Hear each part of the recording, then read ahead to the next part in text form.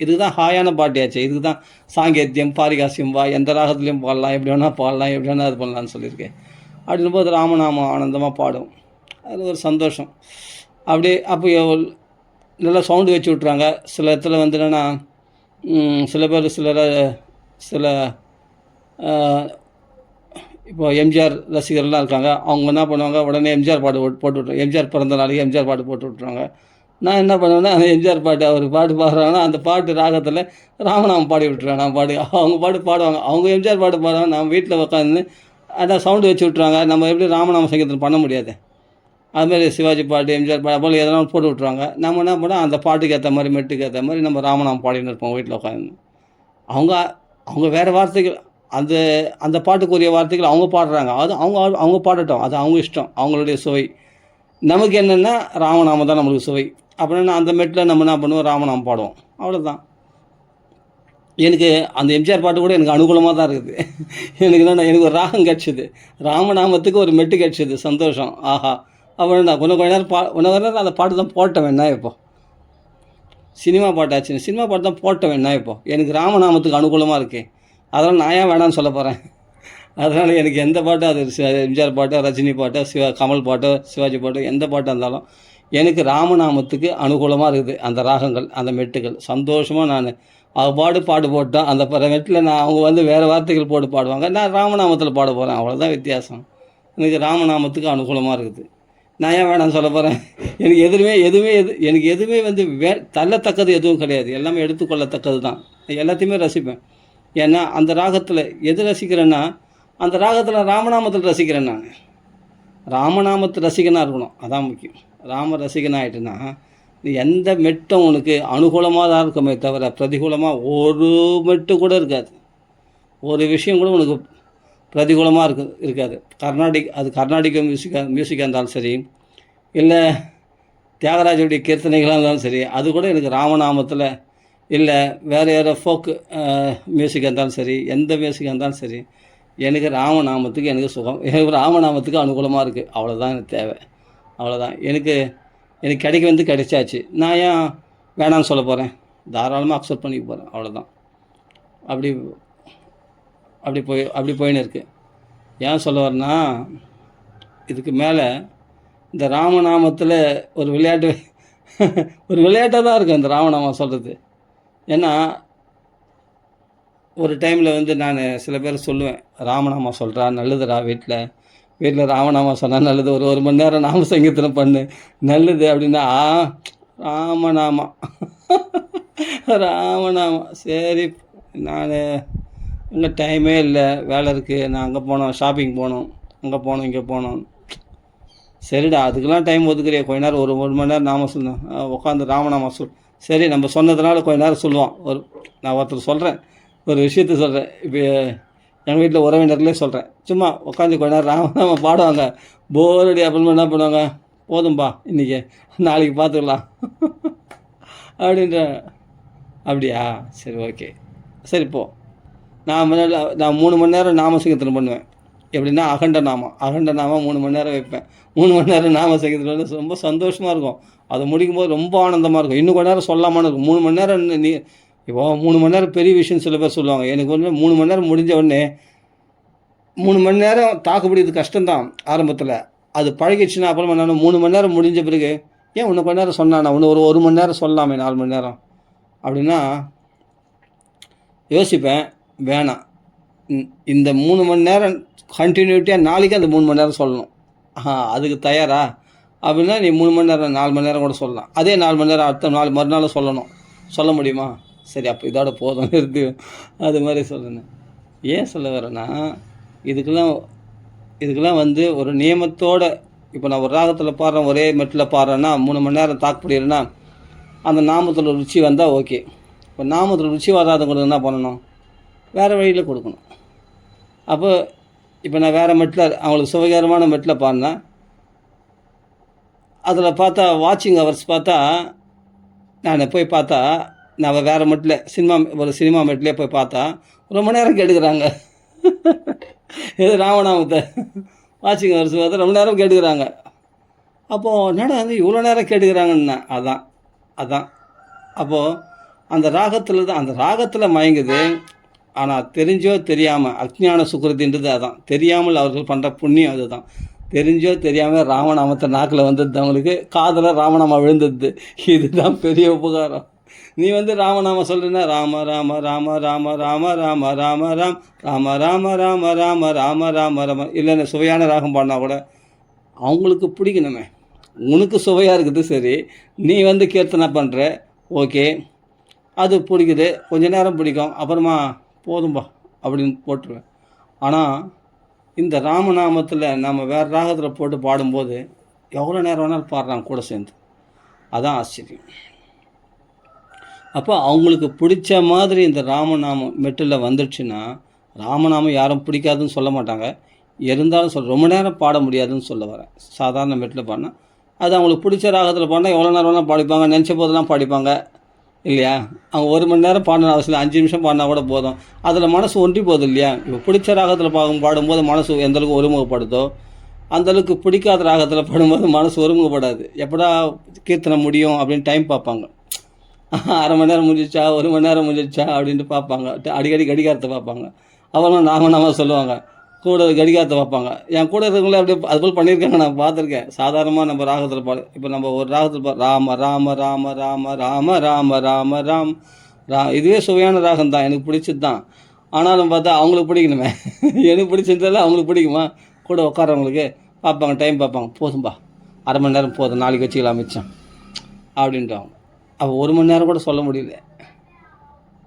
எதுக்கு சொல்ல வரேன்னா, அப்படி ஒரு நியமம், அப்படி கட்டுப்பாடு அப்படிலாம் பண்ணால் இறுக்கி பிடிச்சா அது ஒரு சிரமமாக தான் செய்வாங்க. ஆனால் அவருக்கு இஷ்டமாக விட்டு 5 நிமிஷம் பாடினா, பிடிச்ச மாதிரி பாடினா அது அதில் மனசு ஒருமுகப்படுது, லயமாகுது. இப்போ நம்ம வேறு ராகத்தில் பாடும்போது மனசு லயமாகுது, சூப்பராக பாடி பாடி ஆனந்தமாக இருக்குது. சூப்பராக இருப்பா, கொஞ்சம் நேரம் பண்ணாலும் திருப்தியாக இருக்குதுப்பா அப்படின்னு. அவ்வளோதான். அந்த ராகத்தில் நீ எவ்வளோ நேரம் வேணாலும் பாட, நினச்ச போதெல்லாம் பாட, உன்னை யார் வேணான்னு சொல்கிறது. அப்படின்னா 10 நாமம் ஒன்றா நாக்குலேயும் சொன்ன மாதிரி ஆகிடுச்சு, உனக்கே நீ கேட்ட மாதிரி காதுலேயும் விழுந்த மாதிரி ஆகிப்போச்சு. அவ்வளோதான். அதான் அஜ்ஞான சுக்ருதி. அப்படி தெரியாமல் அவர்கள் பண்ணுற புண்ணியம், அதுக்கு பெரிய பலன். அதுக்கு அந்த ராமான்னு சொல்கிறதுக்கு எக்கச்சக்க பலன்கள் மகான்கள் சொல்லியிருக்காங்க. அதனால் சாங்கேத்தியம் பாரிகாசியம் ஸ்தோபம் இப்படி ஆலாபனையாக ராகங்கள் போட்டு மெட்டு போட்டு பாடினா கூட, அதுவும் சாங்கேத்தியம் பரிகாசம் ஏளனமாக சொன்னால் கூட, பரிகாசமாக சொன்னாவே பலன் உண்டுன்னு சொன்னால், நீ ருசித்து ஒரு ராகத்தில் பாடுறேன்னு சொன்னால், மனசு ஒருமுகப்பட்டு பாடுறேன்னு சொன்னால், ருசித்து அப்படி ஆனந்தமாக ரமித்து பாடுறேன்னு சொன்னால் பலன் இருக்காதா? கண்டிப்பாக பூர்ண பலன் கிடைக்கும் இல்லையா. அது புரிஞ்சுக்கணும். அப்படி ராமநாமத்தை எப்படியாவது அதை தக்க வச்சுக்கிறதுக்கான வழி பிடிச்ச ராகத்தில் பாடுறது தான், வேறு வழியே கிடையாது. ஏன்னா நாம ஜபம் சொல்ல, நாம சங்கீர்த்தனம், அதுதான் கலியுகத்துக்கு சாத்தியமாகும். நீ நாம ஜபம் பண்ண சொன்னால் கொஞ்ச நேரம் பண்ணுவான், போதும்பா அப்படின்ட்டு விட்டு போயிடுவான்.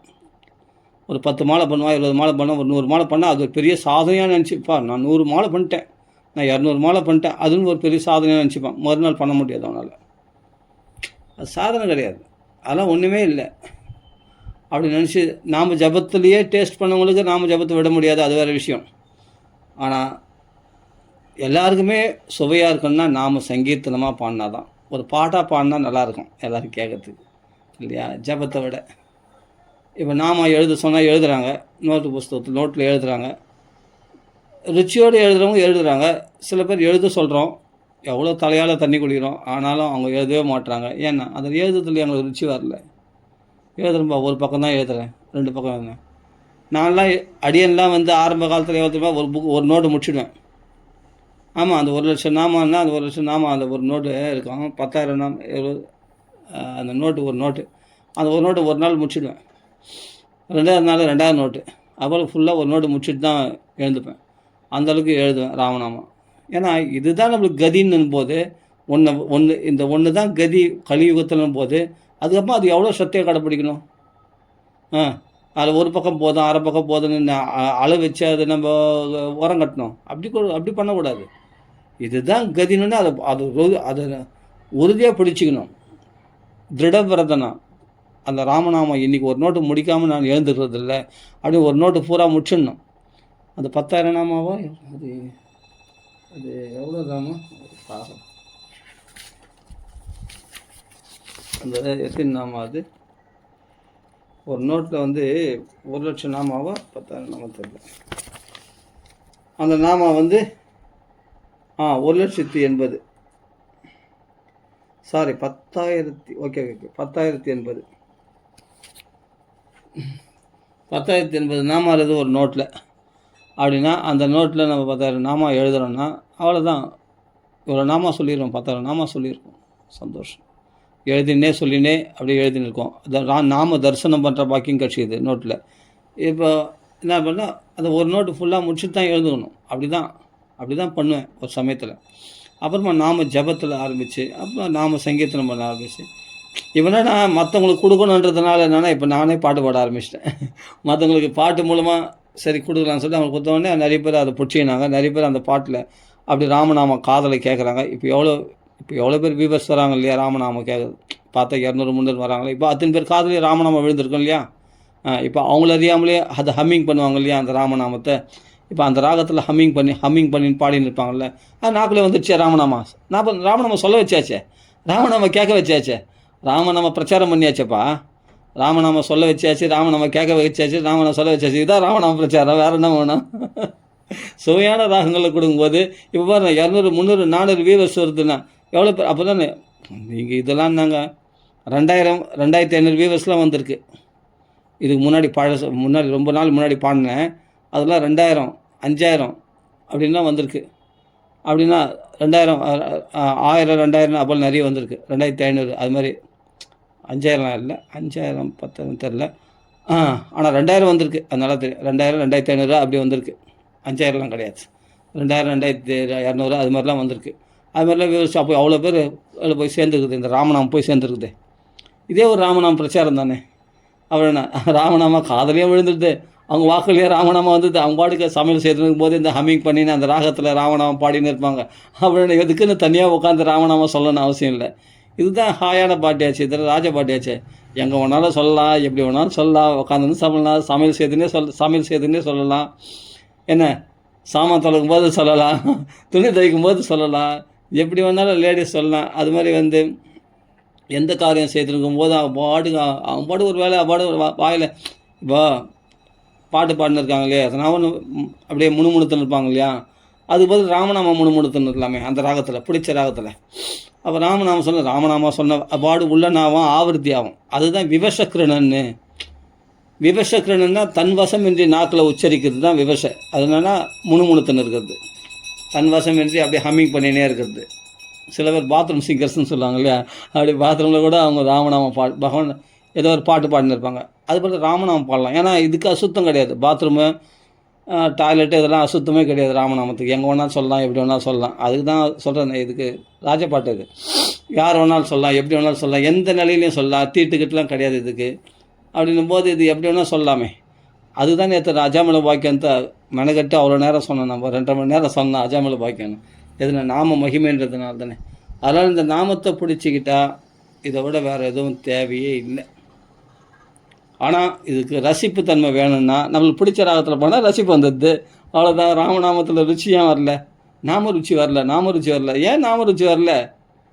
கொடுக்க வேண்டியவங்க சரியாக கொடுத்தாங்கன்னா நாம ருச்சி வர வேண்டியவங்களுக்கு தன்னாலே வந்துட்டு போகுது. கொடுக்க வேண்டியவங்க சரியாக கொடுத்தாங்கன்னா குருமார்கள், வர வேண்டிய சிஷ்யர்களுக்கு தன்னாலே அது பாட்டுக்கு ராமநாமம் வந்துகிட்டே இருக்குது. அவங்களால சொல்லாமல் இருக்க முடியாது இப்போது. ஏன்னா அவங்களுக்கு பிடிச்ச வழியில் குத்துட்டு இல்லை அந்த ராமநாமத்தை, அவங்களால அந்த ராமநாமத்தை விட முடியாது. திருப்பி அந்த ராமநாமத்தில் பல ஹம்மிங் பாடினே இருப்பாங்க. இதெல்லாம் தப்பு இல்லையா?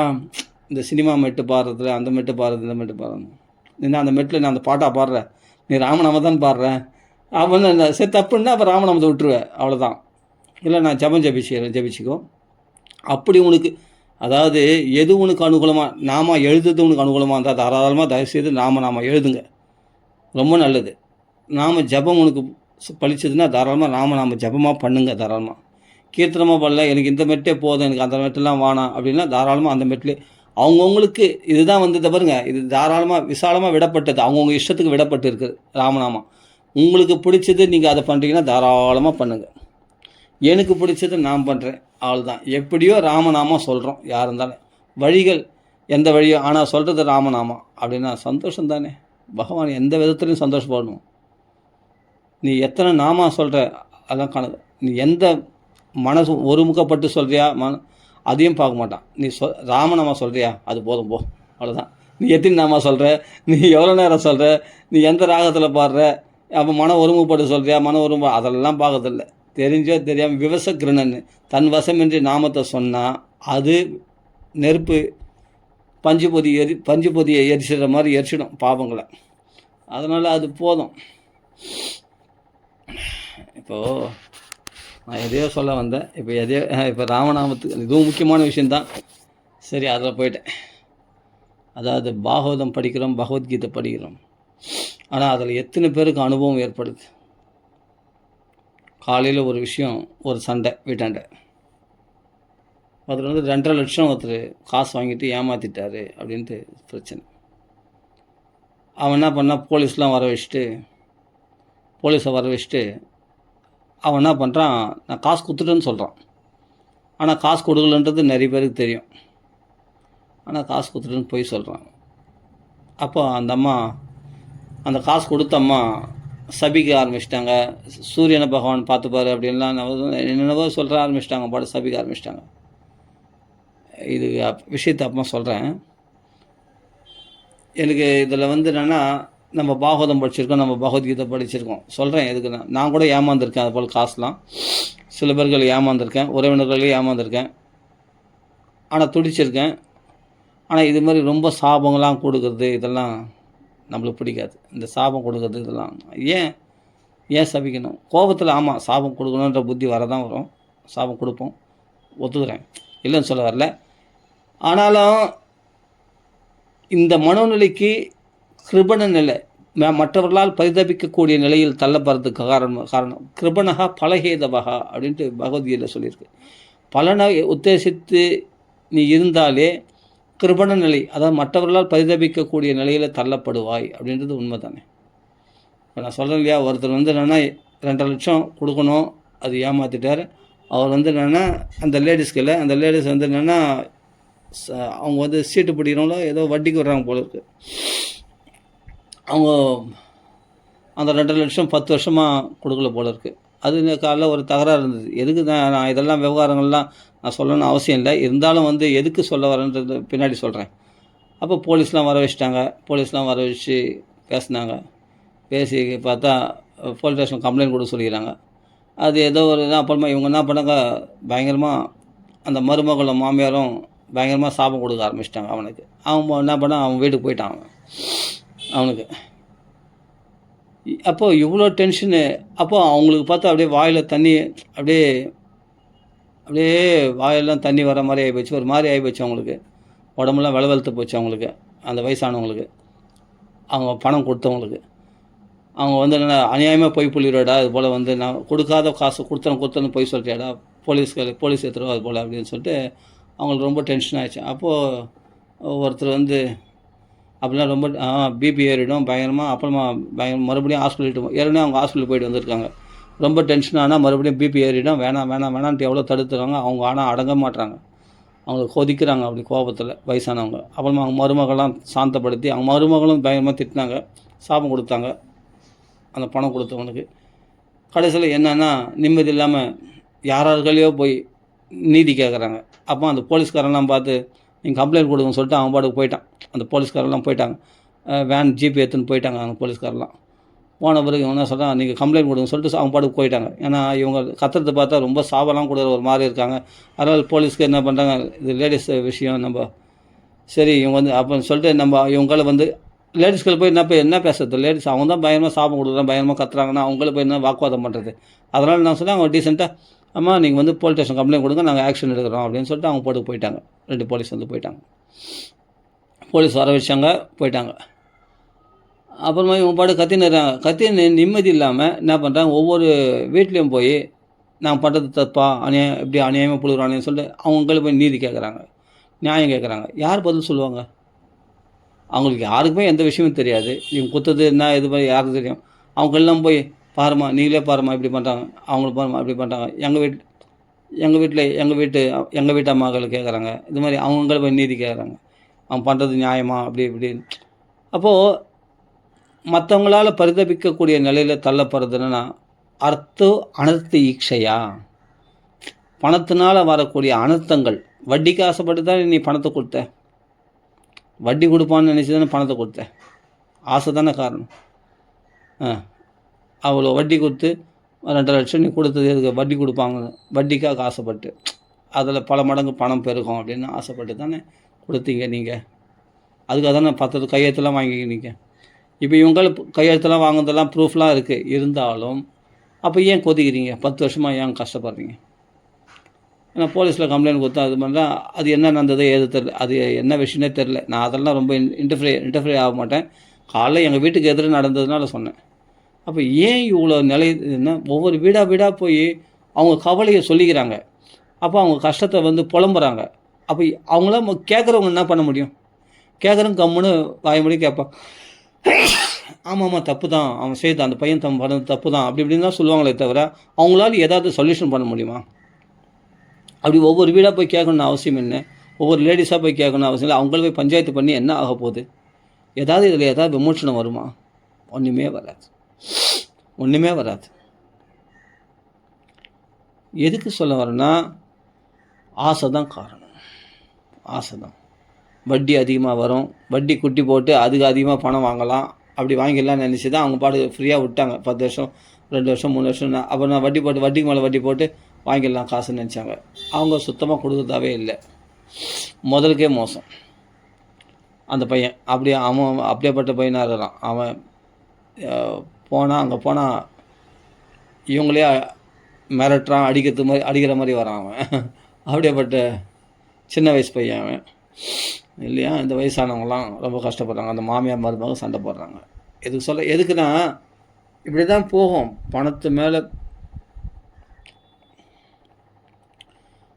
மேலே புத்தி போச்சுன்னா, பணம், சொத்து, பணம், தங்கம் இதெல்லாம் எங்கே இருக்குதோ அந்த இடத்துல விரோத பாவம் உண்டாகும். அந்த இடத்துல கலிபுருஷன் இருப்பான். அது சண்டை சச்சரவுகள் உண்டாகக்கூடிய இடமா இருக்கும் அப்படின்னு நம்ம சாஸ்திரம் சொல்லியிருக்கு இல்லையா?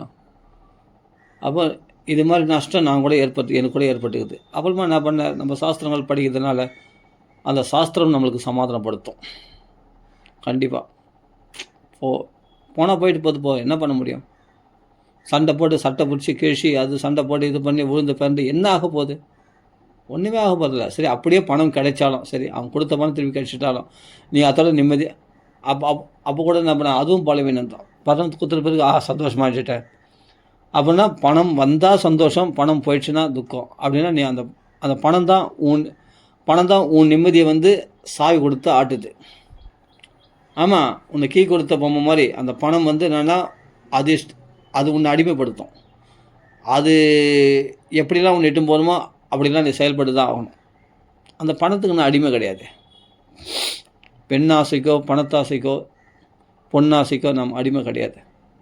நம்ம பகவானுடைய அடிமைகளை எப்போ ஆனமோ அப்போ எழுதி குத்தாச்சு. இனிமேல் நான் பகவானுடைய சேவகன், பகவானுடைய தத்பூருஷ நிஷேவையான்னு நேற்று சொன்னோம் அஜாமல பாக்கியத்தில். பகவானுடைய பக்தர்களுக்கு சேவை செய்யணும். போய் அந்த மனப்பான்மை இருந்தால் தான் இதெல்லாம் ஒரு பெரிய 2 லட்சம் இல்லை 2.5 லட்சம் இல்லை 2 கோடி ஆனால் கூட சரி, மனசு கலங்க மாட்டான்.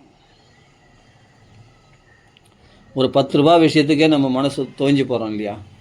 மனசு ரொம்ப கஷ்டப்படுறோம். அது ஐயோ ஏமாந்துட்டேனே, ஐயோ அந்த கண்டக்டர்களை சில்லறை வாங்காமல் விட்டுருவாங்க சில பேர். அதுதான் உடனே ஐயோ அந்த கண்டக்டர் 10 ரூபா விட்டனே 20 ரூபா விட்டனே அதே நினச்சிருப்பாங்க. அந்த 10 ரூபா சம்பாதிச்சிடலாம். இப்போ சொல்கிறேன், 1000 ரூபாய் சம்பாதிச்சிடலாம், 1 லட்சம் ரூபாய் சம்பாதிச்சிடலாம். ஆனால் இந்த நீங்கள் பலவீனம் அடையிறீங்க பற்றியா, இதனால் ப்ரெஷர் ஆகுது பற்றியா, இந்த டென்ஷன் இதனால் நீங்கள் ஞாபக சக்தி இழக்கிறீங்க பற்றியா? எங்கே எதை வச்சு ஞாபக சக்தி இழந்துடுறீங்க, புத்தி பேதலிச்சு போகுது, யாரை பார்த்தாலும் டென்ஷனாக வரும், சின்ன சின்ன விஷயத்தெல்லாம் மனசு அப்படியே ஒடிஞ்சு போகுது, அப்படியே தலைமையில கை வச்சுன்னு உட்காந்துடுறாங்க, ரொம்ப டென்ஷன் ஆகுறாங்க, பல கவலைகளில் குழப்பங்களில் ஏன் இருக்கிறாங்க சொல்லுங்கள்? ஏன் இந்த நிலைமை ஏற்படுது? ஆனால் இந்த பலவீனத்தை மறுபடியும் உங்களால் பெற முடியுமா? மறுபடியும் இந்த பலவீனத்தில் விழுந்துட்டால் மறுபடியும் நம்மளால் பலம் பெற முடியுமா? இந்த மனோபலத்தை பெற முடியுமா? இந்த ஆரோக்கியத்தை பெற முடியுமா? இழக்கிறது ரொம்ப ஈஸி. கோபத்தினால எரிச்சல்னால மற்றவங்கள சபிக்கிறதுனால நீங்கள் டென்ஷன் ஆகி நம்ம சக்தி இழக்கிறது ஈஸி. அந்த சக்தியை மறுபடியும் பெறத்துக்கு எவ்வளோ கஷ்டப்படணும் தெரியுமா? அவ்வளோ லேஸில் நம்ம சக்தி நம்ம கோவப்படுறோம், ஆத்திரப்படுறோம், பொறாமைப்படுறோம், ஒருத்தரை பார்த்து எரிச்சப்படுறோம், ஒருத்தர் பழி வாங்குகிறோம். அதனால் எவ்வளவு சக்தி நம்ம விரயமாக்குறோம் தெரியுமா? ஆசைகளால் தானே. இதுக்கு காரணம் இவ்வளோ கோபம் வர்றதுக்கு, இவ்வளோ கோபம், எரிச்சல், சாபம் இதெல்லாம் எதனால்னா ஆசையினால் தானே அழிவு. ஆசை தானே காரணம். இப்போ அவன் அதிகமாக பணம் கொடுப்பான், வட்டி கொடுத்து பணம் கொடுப்பான்னு ஆசையினால் முன்னாடி அக்கறையாக அவங்களுக்கு 2.5 லட்சம் பணம் கொடுத்தாங்க இல்லை, வட்டிக்கு குட்டி போட்டு அதை வசூல் பண்ணலான்ற ஒரு நோக்கத்தினால தானே அவங்க பணம் கொடுத்தாங்க. என்ன ஆச்சு அந்த ஆசையினால்? 10 வருஷமாக டென்ஷனு, 10 வருஷமாக பிபி, 10 வருஷமாக இவங்களுக்கு பதிலாக இவங்க எங்கே வாங்கினாங்களோ அவங்களுக்கு இவங்க வட்டி கட்டுன்னு இருக்காங்க. எப்படி ஆயிடுச்சு பத்தியா? அதாவது இப்போது கையில் காசு 2.5 லட்சம் யார்கள் இருக்கும், அவங்க என்ன பண்ண உணரத்தில் வாங்குவோம் வட்டிக்கு. அங்கே ₹1 வட்டிக்கு வாங்கிட்டு இங்கே ₹3 வட்டிக்கு கொடுக்குறாங்க அப்படின்னு வச்சிங்களேன். சும்மா ஒரு உதாரணத்தை சொல்கிறேன். இவங்களுக்கு ரெகுலராக இதெல்லாம் இது ஃபைனான்ஸ் தானே, இதெல்லாம் ஒரு பிஸ்னஸ் தானே இதில். அப்போ காசு ஒன்று இடத்துல வாங்கி தான் இவங்க கொடுக்குறாங்க. தங்கள் சொந்த கையில் காசு கிடையாது. இன்னொரு இடத்துல அந்த காசை வாங்கி கொடுக்கும்போது அந்த காசை அவன் வாங்கிக்கிறான் இல்லையா, அவன் ஏமாத்துறான்னா இவங்க வட்டி காட்டணும், இவங்க பதில் சொல்லணும். 4 பேர் காசுன்னா அந்த காசுக்கு அவங்க கொடுத்துருக்காங்க, அந்த காசுனா அந்த காசுக்கு வட்டி இவங்க கட்டணும். அப்படி 10 வருஷமாக கட்டினு இருக்காங்க. ஏன்னா அதை மொத்தம் வசூல் பண்ணிடலாம் இவங்களேருந்து. ஆனால் வசூல் பண்ண முடியல. அவன் பயங்கரமாக முறைக்கிறான், அது பண்ணுறான். அப்போ அந்த 2 லட்சமும் போச்சு, பணத்துக்கு பணமும் போச்சு, வட்டிக்கு வட்டியும் இவங்க சேர்த்து கட்டுற மாதிரி ஆகிப்போச்சு வாங்கினத்தில். இப்போ நான் சொல்கிறேன், இந்த மாமியார் மருமகன் இவங்களே உணரத்தில் வாங்கி கட்டி ஏன் இவ்வளோ டென்ஷனு, ஏன் இவ்வளோ கஷ்டம்? ஏன்னா அதுதான் ஆசை தான் காரணம். பேராசை, லோபம். நல்ல நாம் இப்போ எதுக்காக கொடுத்தாங்கன்னா லாபத்துக்காக தான் கொடுத்தாங்க. உறவு ரொம்ப நெருங்கினவங்க பாவம் பச்சாதாபப்பட்டு அப்படி உதவியாக செய்தாங்க. உதவி செய்தால் அது வட்டியாக வாங்கணும்னு அவசியம் இல்லையே. அதனால் அது உறவு இல்லை, ஆசை தான் காரணம். பணத்தை போட்டு பணத்தை எடுக்கலாம் அப்படின்ற ஒரு ஆசை தான் காரணம். கடைசியில் என்னன்னா அந்த ஆசை தான் நம்மளை ஏமாற்றும். அதான் சொல்கிறார், ஆசை அறிமின் ஈஸ்வரனோட ஆயினும் ஆசை. அப்போது 2 லட்சம் கொடுக்குற அளவுக்கு அவங்களுக்கு வசதி இருக்குது அப்படின்னா இன்னொரு இடத்துல வாங்கி கொடுக்குறாங்கன்னா அப்போ எவ்வளோ யோசித்து பார்க்கணும். அப்படின்னா இது மாதிரி வாங்கினவங்களுக்கும் நிம்மதி இல்லை, கொடுத்தவங்களுக்கும் நிம்மதி இல்லை. இப்போ வாங்கினானே அவனுக்கும் நிம்மதி இல்லை. போலீஸ்லாம் ரொம்ப இது பண்ணி அவனுக்கு டென்ஷனு. அதே சமயத்தில் ஏன்னா இன்னொருத்தர் பார்த்து மோசம் பண்ணுறவன் அவங்களுக்கும் நிம்மதி இருக்காது கண்டிப்பாக. அவனும் ரொம்ப கஷ்டப்படுறான். இவர்களுக்கு கேவலமான பேச்சுகள், சாபங்கள் இதெல்லாம் வாங்கி. எதுக்கு சொல்ல வரேன்னா, இதெல்லாம் இருக்கட்டும். இப்போ நான் இந்த கதையை சொல்லறதுக்காக நான் வரல. இந்த கதையினுடைய சாரம் என்னன்னு கேட்டால், அர்த்தம் அனர்த்தேக்ஷையா, ஆசையானது நம்மளை இப்படி தான் அழிவு கொண்டு போடும். நம்மளை கோபத்தை உண்டாக்கிடும், டென்ஷன் உண்டாகிடும். இழந்த சக்தியை மீண்டும் பெற முடியுமா? பெறவே முடியாது, டென்ஷன் ஆகிறதுனால. அப்போ ஜாலியாக இருக்கிறதுனால தான் உன் சக்தியை சேகரிக்க முடியும், சக்தி அதிகரிக்க செய்ய முடியும். அந்த சக்தியினால் ஆயுசும் கூடும், என்ன மனசுலேயும் ஒரு சாந்தி ஏற்படும். அதுக்கு தான் பாகவதம் படி, பகவத்கீதை படின்னு அப்படின்னு தலைப்பாடாக சொல்கிறதுக்கு காரணமே இதுதான் காரணம். நாமா சொல்லு, நாம தான் சாந்தியை கொடுக்கும். வெறும் வயிற்றில் சொல்லு. காலையில் எழுந்த உடனே குளிச்சுட்டு பல்ல தொலைக்கிட்டு குளிச்சுட்டு, காலை கடன் முடிச்சுட்டு குளிச்சுட்டு பல்ல தொலைக்கிட்டு அழகாக உக்காந்து நல்லா விடியற் காலத்தில், நல்லா குளிர்ச்சியான காலத்தில் அழகாக உக்காந்து நாமா சொல்லு, ராமநாமா சொல்லு. வெறும் வயிற்றில் சொல்லு, சாப்பிடாத, வெறும் வயிற்றில் நாமா சொல்லு. அதுக்கு அமோகமான பலன்கள் இருக்குது, மனசில் சாந்தி உண்டாயிடும் அப்படின்னு எதுக்கு மெனக்கட்டு சொல்கிறாங்க மகான்கள்லாம்? அவங்க நன்மைக்காகவா? உன்னுடைய நன்மைக்குடா, உன்னுடைய நன்மைக்காக தானே மகான்கள்லாம் இப்படி சொல்கிறாங்க. இவனுக்கு இப்படிப்பட்டவனுக்கு ஏன் புரிஞ்சிக்க மாட்டுறாங்க? நாமா சொல்லு, நிறைய நாமா சொல்லு. அப்புறம் பாகவதம் படி, அதை மனசில் வாங்கு. மகான்கள் பாரு, அந்த பாகவதத்தின்படி, அந்த பகவத்கீதையினுடைய உபதேசத்தின்படி எப்படி வாழ்ந்திருக்காங்க பாரு. அப்படின்னா அந்த மகான்களை பார்த்தா தான் அந்த மகானுடைய தபஸில் 16 ஒரு பங்கு நமக்கு கிடைக்கும். அப்போ அந்த மகான்களை தியானம் பண்ணு, அவருடைய சரித்திரங்களை திருப்பி அபியாசம் பண்ணு. அப்புறம்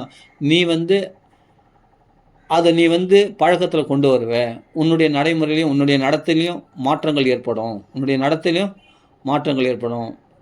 நீ சின்ன சின்ன ஃபஸ்ட்டு சின்ன சின்ன இழப்புகளை பார்த்து பெரிய பெரிய இழப்புகள் வந்தாலும் அதில் பெருசாக நீ கவலை மனசு செலுத்த மாட்டேன். யாருக்கோ நடந்தால் நீ எப்படி கவலைப்படாமல் இருக்கிறியோ அது மாதிரி உனக்கு நடக்கும் போதும் நீ கவலைப்படாமல் இருப்ப. யாருக்கோ நஷ்டம் ஏற்பட்டால் எப்படி கவலைப்படாமல் இருக்கிறியோ அது மாதிரி உனக்கு நஷ்டம் ஏற்படும் போது நீ கவலைப்படாமல் இருப்ப. அந்த மனோநிலை, அந்த மனத்தினுடைய அந்த சமநிலை, லாப நஷ்டம், வெற்றி தோல்வி, மான அவமானம், இவைகளில் சமநிலையானது கிருஷ்ண பக்தியினால் தான் உண்டாகும்.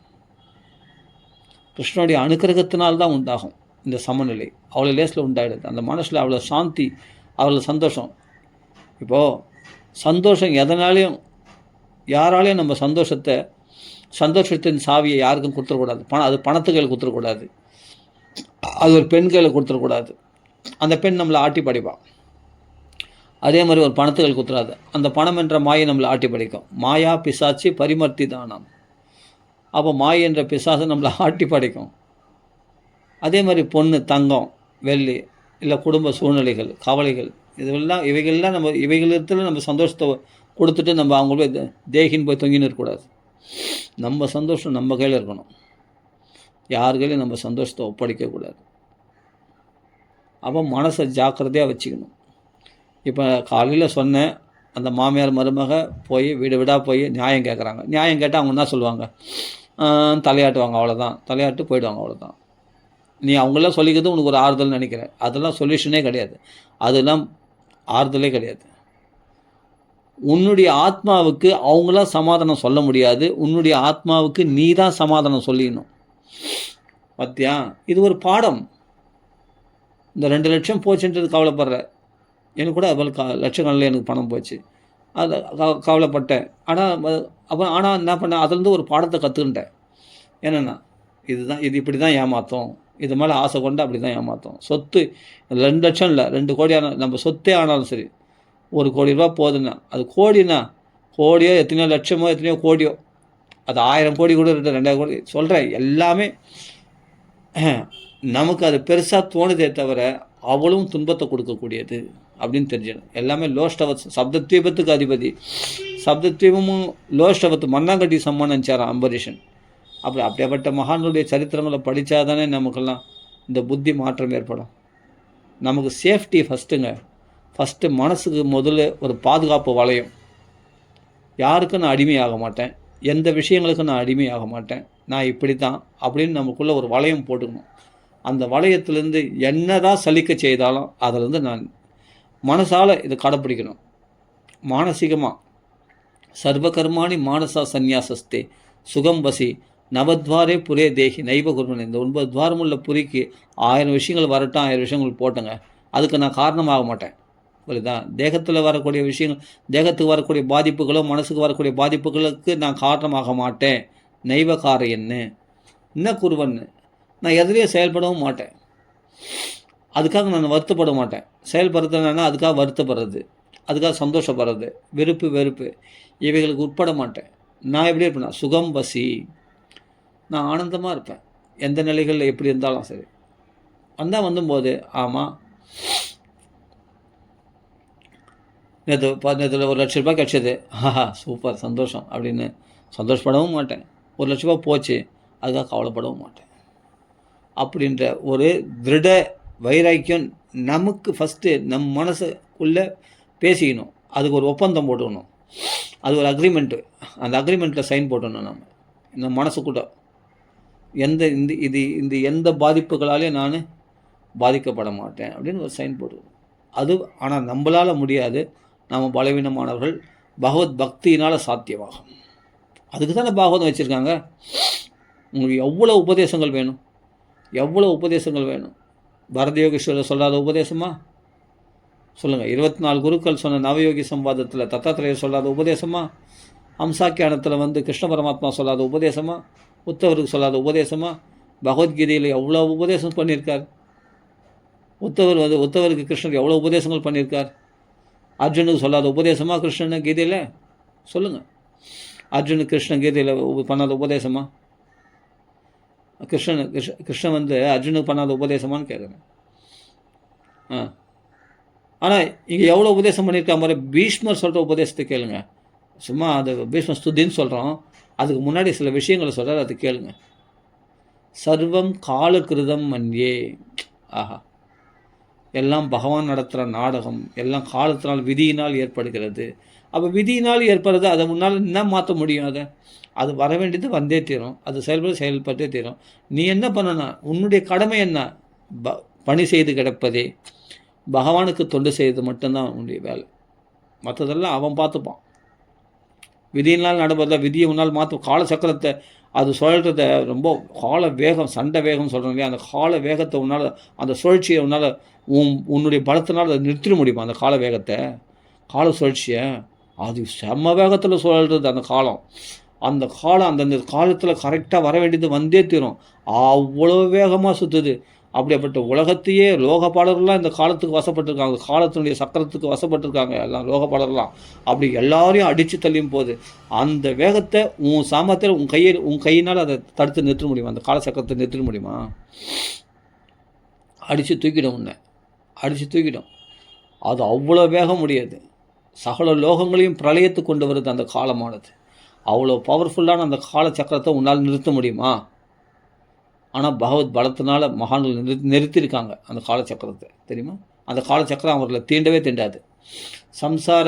சம்சாரத்தில் அந்த சக்கரம் மறுக்கிறது இல்லையா, பிரமதே சம்சார சக்கரே பிரமதே அப்படின்னு சொல்கிறேன் இல்லையா. ஒவ்வொரு நாளும் சம்சார சக்கரமானது, காலச்சக்கரமானது அறுக்கிறதுன்னு சொல்கிறேன் இல்லையா. அதை ஒன்று அந்த அறுக்கிற அந்த ஷார்ப்பான அந்த காலச்சக்கரத்தை உன் கையை பிடிச்சி நிறுத்திட முடியுமா? உன்னால் நிறுத்திட முடியுமா? உன்னை துண்டாக்கிட்டு போயிடும் அது. அதனால் சர்வம் காலகிருதம் மன்யே அப்படின்னு காலத்தினுடைய வேகத்தில் நாமெல்லாம் ஒரு துரும்பு போல் அடித்து தள்ளி கொண்டு போக போகிறோம். பிறப்பு இறப்பு என்ற பல விதங்களில் நம்மளை மரணம் அடையும் செய்து இந்த காலமானது, நம்மளை பிறப்பெடுக்கும் செய்து நம்மளை பல துன்பங்கள்லையும் ஆழ்த்துது, பல இன்பங்கள்லையும் ஆழ்த்துது. இந்த காலத்துடைய வேகத்தினால அதுதான் அந்தந்த சமயத்தில் வர வேண்டியது வந்துட்டே இருக்கு. அப்போ இவைகளால் அடித்து தள்ளப்படுகிறோம் நாம். அப்போ என்ன பண்ணணும்? பிடிச்சிக்கோ. இந்த கால வெள்ளத்தில் நாம் அடிச்சுன்னு போகாதபடி ஒரு மரத்தை பிடிச்சிக்கிற மாதிரி, ஒரு தூணை பிடிச்சிக்கிற, ஒரு பாறையை பிடிச்சிக்கிற மாதிரி கிருஷ்ணனுடைய திருவடி கமலங்களை பிடிச்சிக்கோ. அவர்களுக்கு தான் இந்த காலச்சக்கரமானது அவர்களை அடிச்சுன்னு போகாது. அப்போ கிருஷ்ணன் திருவடியை கட்டி பிடிச்சின்னா அவன் தூக்கி விட்டுருவான், தூக்கி கரையேற்றிடுவான். இந்த காலச்சக்கரம் உன்னை தீண்டவே தீண்டாது. இந்த காலம் என்ற நதியில் நீ போய் விழுந்து அதில் அடித்து தள்ளும் போக மாட்டேன். நீ தான் கரையேறிட்டி. நீ ரிலாக்ஸாக உட்காந்து ரெஸ்ட் எடுக்க வேண்டியது தான், அந்த மனசாந்தி. அதனால் அர்த்தம் அனர்த்தேக்ஷையா, பணத்தினால் வரக்கூடிய அனர்த்தங்களை பார்த்தனா அவைகள் மேலே உள்ள ஆசையை விட்டுடுவே. சமத்துவத்தை மனசை எப்பொழுதும் சமநிலையில் வச்சுக்கோ. எல்லாம் மகான்கள் தானே சொன்னாங்க. சனகாதி முனிவர்கள் பிரதி சக்கரவர்த்தியில் சொல்கிறாங்களே, சகோஷ்டியா அதிருஷ்ணையா, அப்படிப்பட்ட இந்திரியங்களில் ரமிக்கிற அப்படிப்பட்ட கோஷ்டிகளோடு சேராத. அவரிடத்தில் சேரணும் நம்மளுக்கும் அதே ஆசைகள் தான் உண்டாகும். அதிருஷ்ணையா, திருஷ்ணனா ஆசை, அதிருஷ்ணையா அந்த ஆசைகளை விட்டுடு. வேணாம். விவிக்த சேவையா, தனிமையில் வாசம் பண்ண பழகிக்கோ. இவரோட சேராத. இவரோட சேர்த்துன்னா பணத்தை போட்டால் பணத்தை எடுக்கலாம், அப்படி எடுக்கலாம், இப்படி எடுக்கலாம். அதை ஆசையை தூண்டி விட்டுருவாங்க. நம்ம போவோம். அவர்கள் துன்பப்படுறது போதாமல் மற்றவங்களையும் அந்த வழியில் போகலன்னா அவர்களை இலக்காரப்படுத்துவாங்க. இவங்களாம் சம்பாதிக்க தெரியாதவன், பழைக்க தெரியாதவன், அப்படி மற்றவங்களை இலக்கார வேற படுத்துவாங்க. ஆனால் இவங்க சம்பாதிக்க தெரிஞ்சவங்க எவ்வளோ சந்தோஷமாக இருக்கிறாங்க போய் பாருங்களேன். நொடிஞ்சு நூலாக போய் எல்லா நோய்களாலையும் பாதிக்கப்பட்டு மன உளைச்சல்களால் கஷ்டப்பட்டு நிம்மதியற்றவர்களாக, ஆனால் பெரிய கோட்டீஸ்வரர் ஆகிறதுக்கு, ஆனால் நிம்மதியற்றவர்களாக அவங்கள குறை சொல்லிக்கின்னு, இவங்கள குறை சொல்லிக்கின்னு, அவங்களுக்கு குறை சொல்லிக்கின்னு, இவங்க குறை சொல்லின்னு, என்னை ஏமாற்றிட்டாங்க, காசு அப்படி பண்ணாங்க, இப்படி பண்ணாங்க. இது புலம்பல். ஏன்னா அவர்கள் கிருஷ்ண விஷயத்துக்கு வாடினா கூப்பிட்டா கூட வரமாட்டாங்க, நாம செய்யறதுக்கு கூப்பிட்டா கூட வரமாட்டாங்க. அப்படியே வர மாதிரி இருந்தால், என்றைக்கோ ஒரு நாள் அத்திபுத்தமாக வர மாதிரி இருந்தால் அவங்களுடைய பிரார்த்தனைகள் நிறைவேறதுக்காக வருவாங்க. அவங்களுக்கு அவ்வளோ ஆசைகள் இருக்குது, அந்த காரியம் நிறைவேறணும், அந்த சுயநலவாதிகளாக வருவாங்க. அப்படி வந்தால் கூட பகவான் ஏற்றுக்கிறான். ஆனால் என்றைக்கோ ஒரு நாள் அப்புறம் என்ன பண்ணுவாங்க, மறுபடியும் புத்தி மாறிடும். என்னென்னா, ஏன்னா இந்த பக்தி நெருங்க விடாது. ஏன்னா இவங்க கபடத்தோடு வராங்க இல்லையா, வேறு ஆசைகளை. 2 நாள் கீர்த்தனை வராங்க, 3 நாள் படம் வேறு வழியில் இல்லை, வேலை வீட்டில் சமையல் வேலை இருக்குப்பா, வீட்டில் வந்து நிறைய துணி துவைக்கிற வேலை இருக்குது அப்படின்னு சொல்லிட்டு என்ன பண்ணுறாங்க, வரமாட்டேன்றாங்க கீர்த்தனத்துக்கு, நாம செய்யறதுக்கு. ஏன்னா அவங்க வரமாட்டாங்கல்ல, பகவத் பக்தி வரவிடலை. ஏன்னா இவங்க பக்தியோடு வராங்க, வேற ஒரு பலனை உத்தேசித்து வராங்க. அப்போ அவங்க திடமாக அதை கரெக்டாக ஃபாலோ பண்ண முடியல. ஏன்னா அதுலேயும் அவங்களுக்கு நம்பிக்கை இல்லை. ஏதோ பலனை உத்தேசித்து வராங்களே தவிர வந்துட்டு 2 நாள் வராங்க, அப்புறம் 3ஆவது நாள் பார்த்தா நம்பிக்கை இல்லை அதில் நம்பிக்கையற்ற சரிப்போ நம்ம வேறு ஏதாவது பார்க்கலாம் வேலைன்னு சொல்லிட்டு அந்த மற்ற வேலைகளை பார்த்து போயிடறாங்க. வேறு ஒரு வழியில் போகிறாங்க. அவங்களுக்கு பலனும் கிடைக்க போகிறதில்ல. நீ ஸ்திரமாக கடைப்பிடிச்சா தானே பலன் கிடைக்கும். ஸ்திரமாகவும் கடைப்பிடிக்க போகிறதில்ல. புத்தி மாறினே இருக்கும் இல்லையா? அலைப்பாயும் இருதயமாச்சே. அப்போ எதையும் ஒன்றையும் ஒழுங்காக செய்ய போகிறதில்ல. நாம செய்யறதுக்கும் ஒழுங்காக வர போகிறதில்ல. சொல்கிறவங்க பேச்சையும் கேட்க போகிறதில்ல. இந்த ஆசையை விடுனாலும் விட முடியாது உன்னால். அப்புறம் என்னன்னா அப்போ தத்தளி போ, அவ்வளோதான். புலம்பினே இருக்க வேண்டியது தான். உன் புலம்பலுக்கு என்றைக்கு ஃபுல் ஸ்டாப் வைக்க முடியும் உன்னால்? புலம்பினே இருக்க வேண்டியது தான் நீ பாட்டுக்கு. ஆமாம், உன் புலம்பலுக்கு நிம்மதி இல்லை. புலம்பலுக்கு ஒரு சாந்தி கிடையாது. அங்கே ஓடணும், இங்கே ஓடணும், அதை செய்யணும், இதை செய்யணும், இதை செய்துட்டு அதை செய்யணும், அதை செய்துட்டு அதை செய்யணும், இப்படி பிளானிங் வாழ்நாள் முழுதும் அந்த மனோரதங்கள்லேயே வாழ்க்கை ஓடுதே தவிர ஒரு நாள் உட்காந்து அப்பாடா சந்தோஷமாக இருந்தேன் சொல்ல பார்க்கலாம். ஒரு நிம்மதி, இதெல்லாம் நான் சந்தோஷமாக இருந்தேன், அதனால் நான் சந்தோஷமாக இருந்தேன் சொல்ல பார்க்கலாம். அதுலேயும் ஒரு குறை. அப்படியே சந்தோஷம் அடைஞ்சா விட என்ன பெரிய சந்தோஷம், எவ்வளோ தான் கிடச்சிது, எவ்வளோ கிடைக்க வேண்டியது தெரியுமா, அற்பமாக கொஞ்சம் தான் கொடுத்தாங்க அப்படின்னு அவங்களையும் குறை சொல்கிறோம். எதுலேயுமே முழு திருப்தி கிடையாது. அதுலேயும் யாரை குறை திருப்தி கிடைச்சாலும் அதுலேயும் ஒரு குறை சொல்கிறது. இப்படியே காலம் தள்ளும் போதே தவிர எங்கேயாவது அகடான்னு ஒரு இடத்துல உட்கார்ந்த பாடு இருந்தால் அது பாகவதத்தில் தான் அது கிடைக்கும். அம்பரீஷ சரித்திரத்தை படித்தா தான் கிடைக்கும். லோஷ்டவத் ஸ்மிருதம், இதெல்லாம் ஸ்வப்ன சம்ஸ்துதம், இதெல்லாம் கனவுக்கு நிகரானது. இந்த சௌக்கியங்கள்லாம் இவெல்லாம் காணல் நீர் போல அப்படின்னு மகான்களோட சரித்திரங்களை படித்தா தானே தெரியும். பிரகலாதர் சொல்கிறார் இல்லையா, தத்சாது மன்யே அசுரவர்ய தேகினாம் சதா சமுத்விக்னதியாம். தடைப்பட்ட ஆசைகளோட மனசு இடிந்த புத்தி உள்ளவர்களாக கவலைப்பட்டு கலங்கி கொண்டு இருக்கிற இந்த மக்களை பார்த்தா கவலையாக இவருக்கே கஷ்டமாக இருக்குது பிரகலாதனுக்கு. அப்படி இருக்காரான் இரண்யகசிபு, அப்படி இருக்கானா அவங்க அப்பனை புத்தி சொல்கிறான். பிரகலாதன் சொல்கிறார், தத்சாது மன்யே எது நல்லதுன்னா தத்சாது மன்யே அசுரவர்ய தேகினம் உடல் எடுத்தவர்களுக்கு சதா சமுத்விக்னதியாம் அசத்கிரகாத்து, எப்பொழுதும் மனசு கவலைப்பட்டு கலங்கி கொண்டிருக்கிற அந்த ஹிருதயமானது நொந்து நூலாய் போய் எதனால்னா அசத்தான விஷயம், அழியக்கூடிய விஷயங்களை தியானம் பண்ணியிருந்தால் பின்ன மனசு கவலைப்படாமல் வேறு என்ன பண்ணும்? சந்தோஷமாக அப்படியே குதூகலத்தில் குதிக்குமா? கவலை தான் படும். அழியக்கூடிய ஜடமான ஒரு பணத்துக்கு அப்படி நொடிஞ்சு போறியே. சேதனனாகிய நீ அப்படி கவலைப்பட்டு கலங்குறியப்பா. அது ஜடமான ஒரு பணம். அந்த ஜடமான பணத்துக்காக நீ சேதனனாகிய நீ எவ்வளோ வசதி, நீ எவ்வளோ உயர்ந்தவன், நீ அந்த சேதனமான சக்தியை நீ இழக்கலாமா? அந்த சேதனனாகிய நீ உன் சக்தியை இழந்துடுறியப்பா. நீ உன்னையே இழந்துடுறியே, உன் ஆத்மாவையே இழந்துடுறியே. உன் ஆத்ம லாபத்தை இழந்துட்டு இப்படி தேக லாபத்தை பண லாபத்துக்காக உன்னையே இழந்துடுறியே. உன் ஆயுசை குறைச்சிடுறியே, உன் பலவீனம் அடையிறியே, நோய்களை வர வச்சுக்கிறியே, மன உளைச்சலுக்கு ஆளாறியே. கொஞ்சமாவது புத்தி திருந்தவனாமா? அதுதான் இங்கே சொல்கிறார் பிரகலாதன். சமுத்விக்ன தியாம் அசத்கிரகாத்து.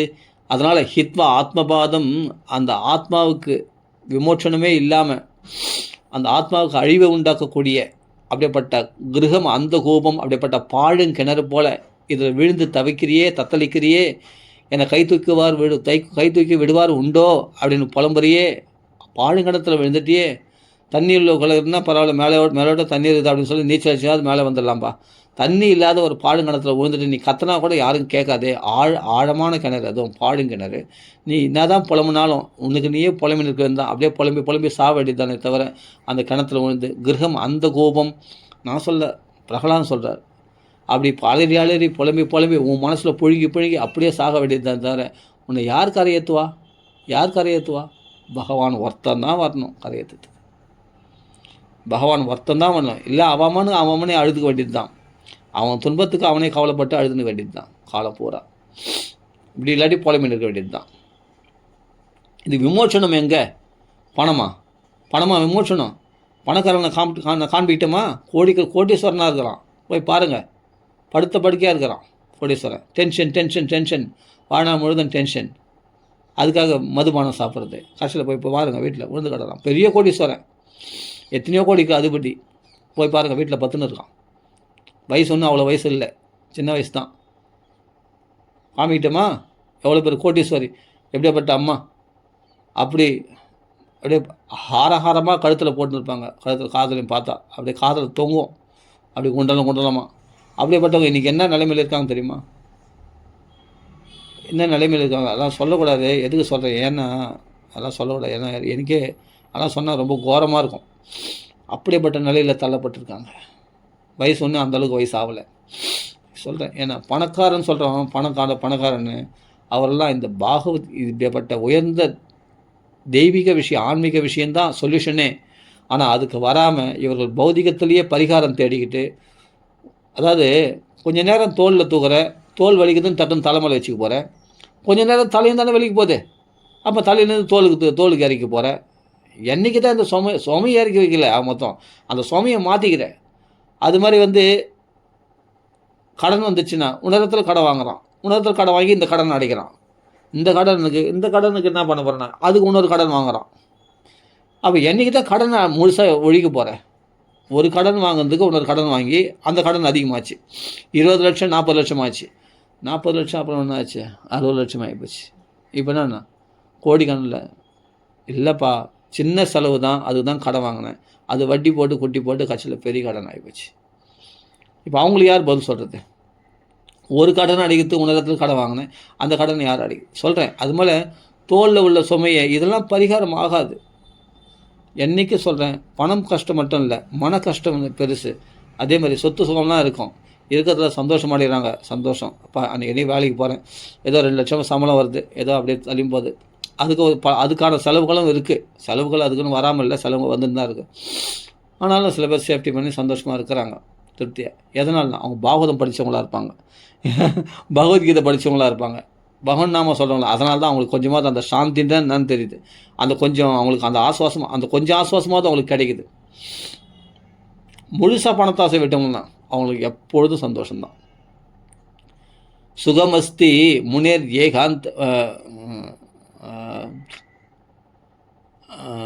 ஏகாந்த ஜீவினஹா. இது பாகவத மகாத்மியத்தில் வருது. யாருக்கு சந்தோஷம்னா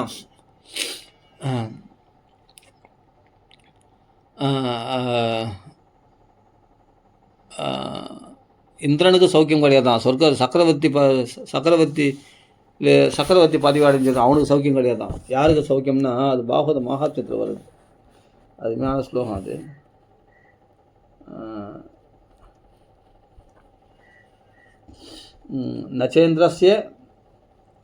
நச்சேந்திரஸ்ய சுகம் கிஞ்சித் ந சக்கரவர்த்தினஹ.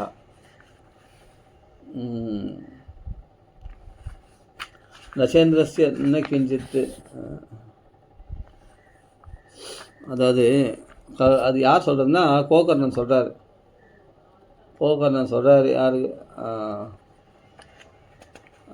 யாருக்கு சொல்கிறாரு? ஆத்மதேவருக்கு சொல்கிறார் இந்த விஷயத்தை. நச்சேந்திரஸ்ய சுகம் கிஞ்சித்து, கொஞ்சம் கூட சுகம் கிடையாதான் இந்திரனுக்கு நச்சேந்திரஸ்ய சுகம் கிஞ்சித்து ந சுகம் சக்கரவர்த்தினஹ சுகமஸ்தி விரக்தஸ்ய. அந்த பதத்தை மறந்துட்டு, விரக்தஸ்ய முனேர் ஏகாந்த ஜீவினஹ.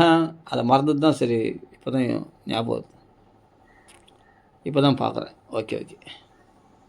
அப்போது எவன் ரக்தனா ஆசை, விரக்தனா ஆசையற்றவனாக எல்லா ஆசைகளையும் விட்டவனாக எவன் இருக்கிறானோ அவன் தான் சுகமஸ்தி. அவனால் தான் சுகமாக ஜீவிக்க முடியும். அல்ப ஆசைப்பட்டால் கூட அந்த ஆசைக்காக பல பேர் காலில் விழ வேண்டியிருக்கும். ஆமாம், பிறர் அண்டி இருக்க வேண்டியிருக்கும். நீ கிருபண நிலையில் மற்றவங்களால் பரிதபிக்கிற நிலையில் தள்ளப்பட வேண்டியது இருக்கும். புரியுதா? அவங்களுக்கு நீங்கள் கை கட்டி வாய் பொத்தி பதில் சொல்ல வேண்டியது இருக்கும். கொஞ்சம் ஆசைப்பட்டால் கூட யாருக்கோ ஒருத்தருக்கு நம்ம அடிமையாகி ஆகணும். தேவையா? அதனால் ஆசை அற்றவனுக்கு தான் முனேர் ஏகாந்த ஜீவினகா. யாரையும் அண்டி வாழாமல் ஏகாந்தமாக, எப்பா நான் சுதந்திர புருஷன், எனக்கு பகவான் ஒருத்தன் போதும், இந்த பாகவதம் ஒன்று போதும் எனக்கு ரமிக்கிறதுக்கு அப்படின்னு ஜாலியாக இந்த பாகவதம் படிச்சுட்டு அவன் தான் பரம சௌக்கியத்தில் இருப்பான். அவன் தான் சொத்துடையவன். இந்த சாந்தி தான் பெரிய சொத்து, நிம்மதி தான் பெரிய பணம். ஆமாம், வெளிப்புறமாக இருக்கிற பணமெல்லாம் நமக்கு அழிவுக்கு, சொத்து சுகம் ஒரு பந்தம் அவர்களெல்லாம் அழிவு பாதையில் கொண்டு போயிடும். ஆமாம், காமம் குரோதம் லோபம் இதெல்லாம் நம்மளுக்கு அழிவு நரக வாயில்கள் என்று சொல்லப்பட்டிருக்குது. காம குரோத லோபம் 3 நரக வாயில் அப்படின்னு பகவத்கீதையில் சொல்கிறார். அப்படின்னா எவ்வளோ ஜாக்கிரதையாக இருக்கணும். அதை பார்த்தா அந்த பெண்ணாசைன்னா காமம், கோபம்னா எல்லாருமே டென்ஷனாக வருது, லோபம்னா பணத்தாசை. நல்லா தெரியுது இல்லையா? லோபம்னா பணத்தாசை, அந்த பேராசை. அதனால் என்னன்னா நரக வாய் ஆள் தான் நரக வாயில்னா இந்த உலகத்துலேயே உன்னால் சந்தோஷமாக இருக்க முடியாது. நீ செத்த பிறகு நரகம். நீ இப்போ நிறைய பேராசை பிடிச்சவனா இருந்த, நீ காமகனாக இருந்தால், கோபிஷ்டனாக இருந்தால், அதெல்லாம் நரகத்துக்கு போகிறன்றது செத்த பிறகுன்றது இருக்கட்டும். நீ இந்த உலகத்துலேயே நிம்மதியாக இருக்க முடியாது. இந்த உலகத்துலேயே உன் நிம்மதி, உன் சக்தி இழந்துருவியே, எல்லா சக்தியும் இழந்த நிம்மதியற்றவனா தெரிவியே. அப்படியே நிம்மதியற்றவனாக கவலையில் புலம்பி நிற்பேன். நீ பாட்டு புலம்பி நிற்பேன். இந்த புலம்பலுக்கு என்றைக்கு ஃபுல் ஸ்டாப் வைக்க போகிற நீ? அவன் திருவடி சரணங்களை பிடிச்சா தான் இந்த புலம்பலுக்கெல்லாம் ஒரு முடிவு. அது வரைக்கும் சந்தோஷம்னு கிடையாது. அதான் சார், நச்சேந்திரஸ்ய 33 கோடி தேவர்களுக்கும் அதிபதியாம் இந்திரன். யார் சொல்கிறது? கோகர்ணன் சொல்கிறார். மகான்கள் சொல்கிறாங்க. அவங்களாம் சூரிய பகவானை நிறுத்தினவர் கோகர்ணன். அவர் சொல்கிறார்,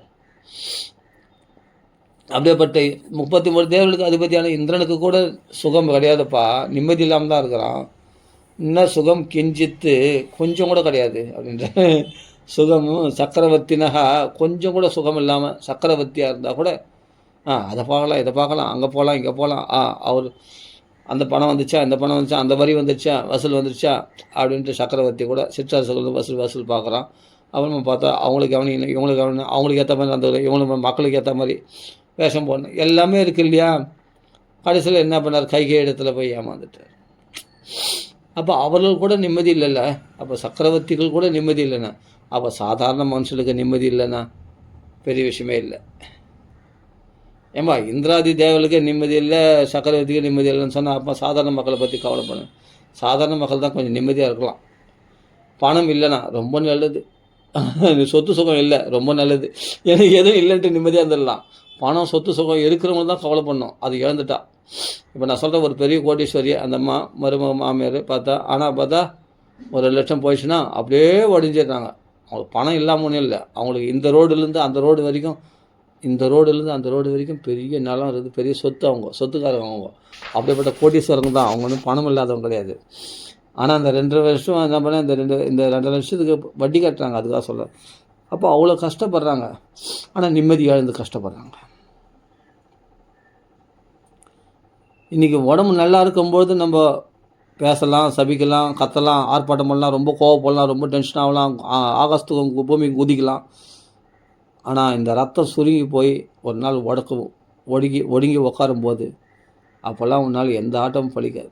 அப்போ இட்ட காலம் தான் பேச வச்சதுனால அப்படியே வாய் கோணிக்கும். சில பேர் பார்த்துக்கிறேன். அப்படி பேசினவங்க பயங்கரமாக அப்படி எரிஞ்சு விழுந்தவங்க, நிறைய பேர் சாபம் கொடுத்தவங்க. அப்போ வாய் கோணிக்கிட்டு பேசவே வரல அப்படின்னு பேசுகிறாங்க. அவங்களுக்கு நான் அந்த பேச்சே வரல, அந்த ஒரு பாஷையில் அப்படியே அந்த ஊன்றாங்களே தவிர அவங்களுக்கு பேச்சு வரல, அப்படி ஆகிட்டாங்க. அப்போ அவங்க மூளையில் அந்த ரத்தம் பிபி ஏறி போய் அப்படியே ஸ்ட்ரக் ஆகிடுச்சு, மூளை வேலை செய்யலை. அது மாதிரி ஒரு அம்மா ஆகிட்டாங்க. எதுக்கு சொல்லுறேன்னா, டென்ஷன். ஏன்னா நம்ம ஒரு உபன்யாசம் பண்ணுறோன்னா அது 4 பேர் பிரயோஜனமாக இருக்கணும். அதனால் டென்ஷன் ஆகாதீங்க. என்ன கஷ்டம் வந்தாலும் சரி, எது இழந்தாலும் அந்த ஆத்மாவை, இந்த உடல் உள்ள சக்தி இழக்காதீங்க. சக்தி இழந்துட்டால் மறுபடியும் பெற முடியாது. ரொம்ப ரொம்ப கஷ்டம் சக்தி இழந்துட்டால். அப்புறம் மைண்டில் போய் பிளாக் ஆகிடுச்சு, அதாகிடுச்சு, இதாகிடுச்சு, பிபி ஏறி போச்சு, புலம்பி சக்தி இழந்துட்டோம் அப்படின்னா ஹார்ட் அட்டாக் வந்துடுச்சு. எல்லாம் பலவீனம் தான் காரணம். ஹார்ட் அட்டாக் வந்துடுச்சுன்னா ஏன் அவ்வளோ டென்ஷன் ஆகுது? ஏன் எல்லாத்துக்கும் பயப்படுற? போட்டோமே, இந்த உடம்பாக போயிடுச்சு. உடம்புல என்ன ஒரு கை போச்சா, ஒரு கால் போச்சா? இந்த உடம்புக்கு அந்நியமான ஒரு பணம், சொத்து, சுகம் அப்படின்னு சொல்கிறான். இருக்கட்டுமே, அது நம்ம உடம்பு, அது நம்ம ஆத்மாவை ஆகாதே, நம்ம உயிராகாது. அது எப்படி உயிரா? அது உயிருக்கு மேலே நினைக்கிறான் அந்த பணத்தை. அப்படி நினைக்கிறதுனால தான் இவ்வளோ கவலைகள் உண்டாகுது. அதனால் யாருக்கு சாந்தி அப்படின்னா, கொஞ்சமாவது இந்த பாகவதம் படிக்கணும், பகவத்கீதை படிக்கணும், இதில் உள்ள உபதேசங்களை ஸ்ரத்தையோடு கேட்கணும். அது அனுஷ்டானத்தில் நாம் கொஞ்சம் கொஞ்சமாக அபியாசம் பண்ணிக்கணும். வேறு வழியே கிடையாது. அபியாசம் பண்ணிக்கணும். அதை விட பெஸ்ட் என்னென்னா, ரொம்ப நேரம் நாமத்துக்காக ரொம்ப நேரம் செலவு பண்ணுறது, நாம கீர்த்தனை பண்ணுறதுக்கு ரொம்ப நேரம் செலவு பண்ணுறது ரொம்ப ரொம்ப பெஸ்ட்டு. அது ஃப்ரெஷ்ஷாகவே வச்சிடும். உனக்கு நடக்கிற விஷயங்களும் அனுகூலமாக இருக்கும். அதான் இப்போது பிரதிகூலமாக நடக்கக்கூடிய விஷயங்களில் மனசு எப்படி பக்குவமாக படுத்திக்கிறதுன்றது உபதேசமாக சொல்லியிருக்கு. நான் என்ன சொல்கிறேன்னா, நாம சங்கீதத்துக்கு டைம் அதிகமாக ஸ்பெண்ட் பண்ணால் என்னென்னா விஷயங்களே அனுகூலமாக இருக்குன்ற. விஷயங்கள் பிரதிகூலமாகவே இருக்காது. அப்படி பிரதிகூலமாக இருந்தாலும் உனக்கு பிரதிகூலமாக தெரியாது, அது அனுகூலமாக தான் தெரியும் உனக்கு. எப்படி பிரதிகூலமாகவே நடந்தால் கூட உனக்கு எப்படி தெரியும்னா அது அனுகூலமாக நடக்கிற மாதிரி தான் தெரியும். அப்படி தான் உன் மனசு அந்த அளவுக்கு உன் மனசு குதூகலத்திலே இருக்கும். ஆமாம், அப்படி வச்சுக்க, உன்னை சௌக்கியமாக வச்சுக்க. நாமத்துக்கு கருணை அதிகம். பகவானை விட பகவான் நாமத்துக்கு கருணை அதிகம். பகவானோட பகவான் நாம வசத்தி. அப்போது பகவத்கீதை படித்து பாகவதம் படித்து மனசை பக்குவமாக வச்சுக்கிறது இருக்கட்டும். அது நாள் படம் என்றைக்கோ ஒரு நாள் தான் அது குதிரும். எடுத்த உடனே பகவத்கீதை படித்த உடனே பாகவதம் படித்த உடனே அந்த பக்குவ நிலை, அந்த சமநிலை வந்துடாது. இம்னந்தமிழ் ஆபராஷ்டன் வாழ்க்கையில் அடிபட்டு நொந்து நூலாகி ஆஹா இவைகளால் நம்ம சக்தி இழக்கிறோம், நம்ம கஷ்டப்படுறோன்னு புரிஞ்சு இதெல்லாம் மன உளைச்சல் அடையிறோன்னு சொல்லி அப்புறமா ஆஹா இதுக்கெல்லாம் மனசு சலிக்கக்கூடாது அப்படின்னு பக்குவமாகி நாள் பட அப்படியே மறுபடியும் ஒரு நாள் அஜாக்கிரதையாக இருக்கும்போது மறுபடியும் டென்ஷன் உண்டாகும், கோபம் உண்டாகும், மறுபடியும் கோவப்பட்டுரும். ஆஹா கோவப்பட்டுக்கூடாதே, நம்ம பகவத்கீதை படிச்சிருமே, சமநிலை இருந்துச்சுன்னு சொல்லியிருக்கேன் மனசு. மறுபடியும் என்ன பண்ணுவோம், ஜாக்கிரதையாக இருக்க முயற்சி பண்ணுவோம். அப்போ பல தடவை தோல்வி அடைஞ்சு என்றைக்கோ ஒரு தடவை வெற்றி அடையும் அந்த சமநிலையில். அது ரொம்ப கஷ்டம். ஆனால் பகவானுடைய கிருபை இருந்தால் நீங்கள் என்ன பண்ணுவீங்கன்னா நாம சங்கீர்த்தனம் பண்ணுவீங்க. நாம சங்கீர்த்தனம் பண்ண நாம சங்கீர்த்தனம் டைம் அதிகமாக ஸ்பெண்ட் பண்ண உங்களுக்கு நடக்கிறதெல்லாம் பிரதிகூலமாக மற்றவங்களுக்கு தோணும், ஆனால் உங்களுக்கு அனுகூலமாக நடக்கிற மாதிரியே உங்களுக்கு தோணும். பார்த்தா அப்படி ஒரு ஃபீல் ஏற்படும். அப்படி ஒரு ஃபீல்னால் அது எப்படி சொல்ல, அந்த உணர்வு ஏற்படும், அந்த சந்தோஷம் உங்களுக்கு குதூகலமாக இருக்கிறது பார்த்து. நஷ்டமாக எனக்கு நஷ்டமாக தெரியல எனக்கு அப்படின்னு சொல்லுவீங்க, நீங்களே சொல்லுவீங்க. அது எப்படி எனக்கு பிரதிகூலமாக நடக்கிற விஷயம் எப்படி எனக்கு அனுகூலமாக போல தோணும்னா அது அப்படி தோணும், அப்படி தோண வைக்கும். அதுக்கு உதாரணம் சொல்ல முடியுமா? நீங்கள் சொல்கிறது ஒரே புரியாத புதிராகுது. எனக்கு பிரதிகூலமாக நடக்குது, அது எப்படி எனக்கு அனுகூலம் போல தோணும்? அப்படியா? உதாரணம்னா சொல்கிறேன். அம்மா இழந்துட்டார், யார்? நாரதர். அது பிரதிகூலமாக அனுகூலமா? ஏன்பா பெத்த தாய் இழந்தால் பின்ன பிரதிகூலம் தானே, அது எப்படி அனுகூலமாகும்? ஆனால் அது அனுகூலமாக தோணுச்சான் அவருக்கு, நாரதருக்கு. இது எப்படாது தெரியலையே, பாகவதம் படி தெரியும். பெத்த தாய் தான் பாசம் அதிகம், தாயை சேர்ந்தவர் கோயிலும் இல்லை அப்படின்னு சொல்லியிருக்கேன். அந்த இடத்துல பாசம் இல்லாமல் எப்படி இருக்கும்னா அதுதான் பகவத் பக்தி, பகவான் நாம சங்கீர்த்தனம், பகவானுடைய கதைகள், மகானுடைய அனுகிரகம். அப்படி நாம நீ சொன்னா நிறைய பிரதிகூலமாக தான் இருக்கும். அது ஆனால் உனக்கு அது அனுகூலமாக தோன்றும். இப்போ புரியுதா? அப்போ நாரதருக்கு தாய் செத்தது பிரதிகூலம்தான். ஆமாம், உலக பிரகாரம் பார்த்தா எல்லோரும் பார்த்தா பாவம், அந்த குழந்தை 5 வயசு பையனை விட்டு செத்துட்டாலே அவன், ஐயோ அந்த பாம்பு கட்சி செத்துட்டாலே, அவன் குழந்தை என்ன எப்படி சாப்பிட போகிறான், எப்படி தூங்க போகிறான், எங்கே தங்க போகிறான், அனாதையாக போயிட்டான். அந்த பையன் ஊரில் இருக்கவங்களாம் கவலைப்படுவாங்க. ஆனால் அந்த பையன் கவலைப்பட்டானான்னு கேட்டால் அதான் இல்லை. அந்த பையன் எப்படி இருந்தானா, அந்த 5 வயசு பையன், யார்? நாரதர் முன் ஜென்மத்தில் வேலைக்காரருடைய பிள்ளை. அவர் எப்படி இருந்தானா, ததா ததகம் ஈஷஸ்ய பக்தானாம் சம் அபிப்சதः அனுக்கிரகம் மன்யமானக பிராதிஷ்டம் திசமுத்தராம். அதாவது ஈஸ்வரனுடைய பெரிய அனுக்கிரகம் அனுக்கிரகம்னு நினைச்சானா, மன்யமானக அப்படின்னா அப்போ அனுகூலமாக நினைச்சானே தவிர அதை பிரதிகூலமாக நினைக்கல. என்னடா ஒரு தாய் இப்படி ஒரு நன்றி கட்டவனா இருப்பானா? இல்லை, பக்திக்கு தடங்களாக இருந்தா அந்த அம்மா. ஏன்னா அவ என்னன்னா லோக விஷயங்களை ஈடுபடுத்தணும்னு நினச்சா பிள்ளைய. ஆனால் இவருக்கோ பகவத் விஷயத்தில் ஈடுபடணும்னு ஆசைப்பட்டார். அதுக்கு ஒரே தடையாக இருந்தால் அம்மா. அவன் போனதால இனிமேல் சுதந்திரமாக பகவத் பக்தியில் ஈடுபடலாம். அதுக்கு அப்போ நான் அனாதையாக போயிட்டேனே, அம்மா பாசம் இல்லைன்னா, ஏன்னா பகவானை பார்க்கல ஒன்றும், இனிமேல் தான் பார்க்க போகிறார். தியாயதா சரணம் போஜன், பகவானையும் பார்க்கல. அப்போ எப்படி நான் பார்க்காத ஒரு விஷயத்தில் இவ்வளோ பார்த்த அம்மாவிடத்தில் உள்ள நம்பிக்கையை விட பார்க்காத பகவானிடத்தில் அவனுக்கு எப்படி அந்த நம்பிக்கை வந்ததுன்னா, அப்படிப்பட்ட சத்சங்கம் கிடைச்சது அவருக்கு. 4 மாதங்கள் சாதன விரதம் சங்கல்பம் பண்ணி கொண்டு வந்த மகான்களுடைய சங்கத்தம் கிடைச்சதுனால பார்க்காத பகவானத்தில் உள்ள திருட நம்பிக்கை அதிகமாச்சு. பார்க்குற அம்மாவிடத்துலேயே என்னென்னா பட்டுதல் விட்டு போச்சு. அதனால தான் அம்மா இறந்து கூட அவர் பெருசாக பாதிக்கலை. அது எப்படி பாதிக்கப்படாமல் இருக்கணும்னா அதுதான் விஷயம். அதுதான் நாம சங்கீர்த்தனம், அதுதான் பக்தி மார்க்கம். இது சிவதம், இது மங்களகரமான பாதை. இது அப்போது என்ன சொல்லணும் அப்படின்னா, ஐயோ நான் அம்மா போயிட்டாங்களே, அனாதையாக போயிட்டேனே, என்னை யார் காப்பாற்றுவாங்க, எனக்கு திக்தேச காலம் இது, எந்த தேசம் இதுக்குன்னு தெரியாது எனக்கு, அடுத்த வேலை சாப்பாடுக்கு நான் என்ன பண்ணுவேன், அம்மாவாவது 4 வீட்டில் போய் 10 பாத்திரம் தேய்ச்சி அது இந்த பிஞ்சு வைத்து கஞ்சி வச்சு கொடுப்போம், எனக்கு என்ன கதி அப்படின்னு அலற வேண்டியிருக்க. ஆனால் அதை அனுகூலமாக்கிட்டார். எங்கேயோ உட்காந்து ஏம்பா ஒரு 2 பாறைகளுக்கு நடுவில் இருக்கிற ஒரு தேரைக்கு பகவான் ஒரு ஹம்ஸ் ஜலம் கொடுத்துருக்கான் பகவான். அதுக்கு ஒரு ஹம்ஸ் ஜலம் இருக்கிறதுனால தான் அந்த உயிரோட வாழுது அந்த தேரையானது. அந்த 2 பாறையை அப்படி தட்டினா, அந்த ஒளியில் லைட்டாக தட்டினா டக்குன்னு பார்த்தா அந்த பாறை அந்த பாறையிலேருந்து தேரை குதிக்குது இல்லையா? அப்போ அந்த பாறைக்கு நடுவில் அந்த தேரை எப்படி வாழ்ந்துருக்குன்னா, அதுக்கு ஒரு ஹம்ஸ் ஜலம் பகவான் கொடுத்துருக்கானே, அந்த தண்ணியில் அது உயிர் வாழுற மாதிரி. ஏதோ ஒரு மழை காலத்தில் மலைகளில் போனால் எங்கேயா போனால் அந்த தேரை கிடைக்கும். அப்போது கர்ப்பத்தில் இருக்கிற சிசுவுக்கு யார் உணவு கொடுக்கறது? அது யார் காப்பாற்று? தாயாக காப்பாற்றுறா? தாயே மாந்தம் உண்டாகி அவளே கஷ்டப்படுறான். அவள் கொடுக்குற அவள் கண்டதெல்லாம் சாப்பிட்றா. உப்பு புளி பவுடர் கால் அவைகள்லாம் பாதிக்கப்படுதான். குழந்தை உள்ள அவஸ்தைப்படுது. ஆனாலும் அந்த அவஸ்தைகளுக்கு நடுவுலையும் அந்த குழந்தை உயிரோட கர்ப்பத்தில் எப்படி இருக்குதுன்னா கிருஷ்ணனுடைய கருணையினால் இருக்குதான். கர்ப்பவாச துக்கத்தை படித்து பாருங்கள், கபில வாசுதேவர் சொல்கிறது.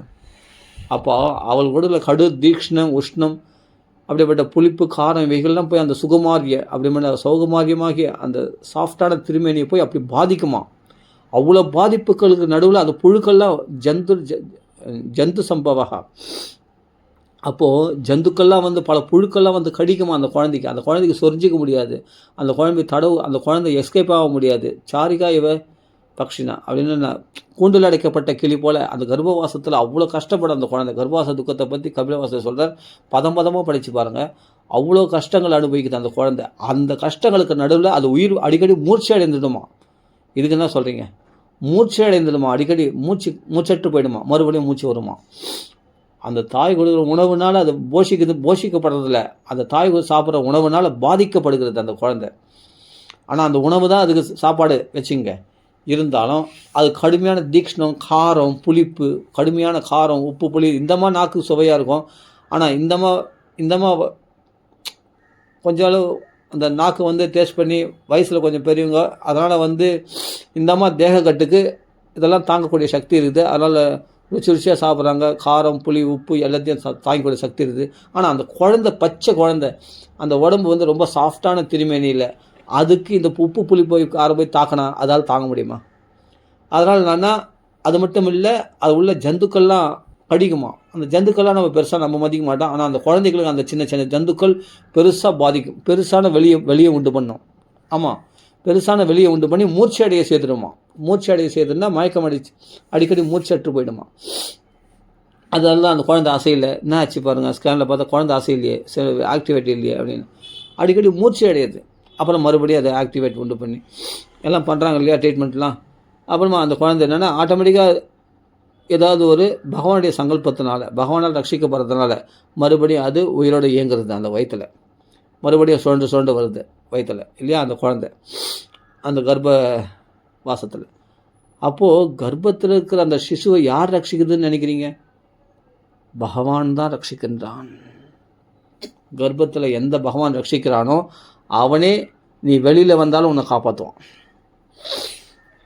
கர்ப்பத்தில் காப்பாற்றினால அவன் வெளியே வந்தாலும் உன்னை காப்பாற்றுவான். நீ நம்பணும். நீ என்ன பண்ணுற?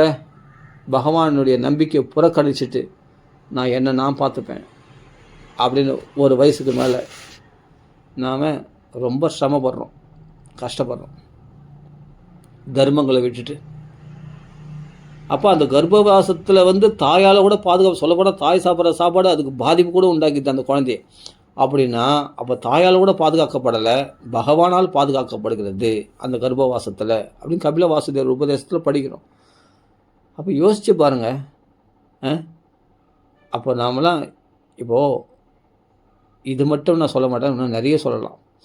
இப்போ குயில், மயில், பட்சிகள், பறவைகள், மிருகங்கள்லாம் இவைகள்லாம் நான் வாழாமல் செத்தாக போயிடுச்சு.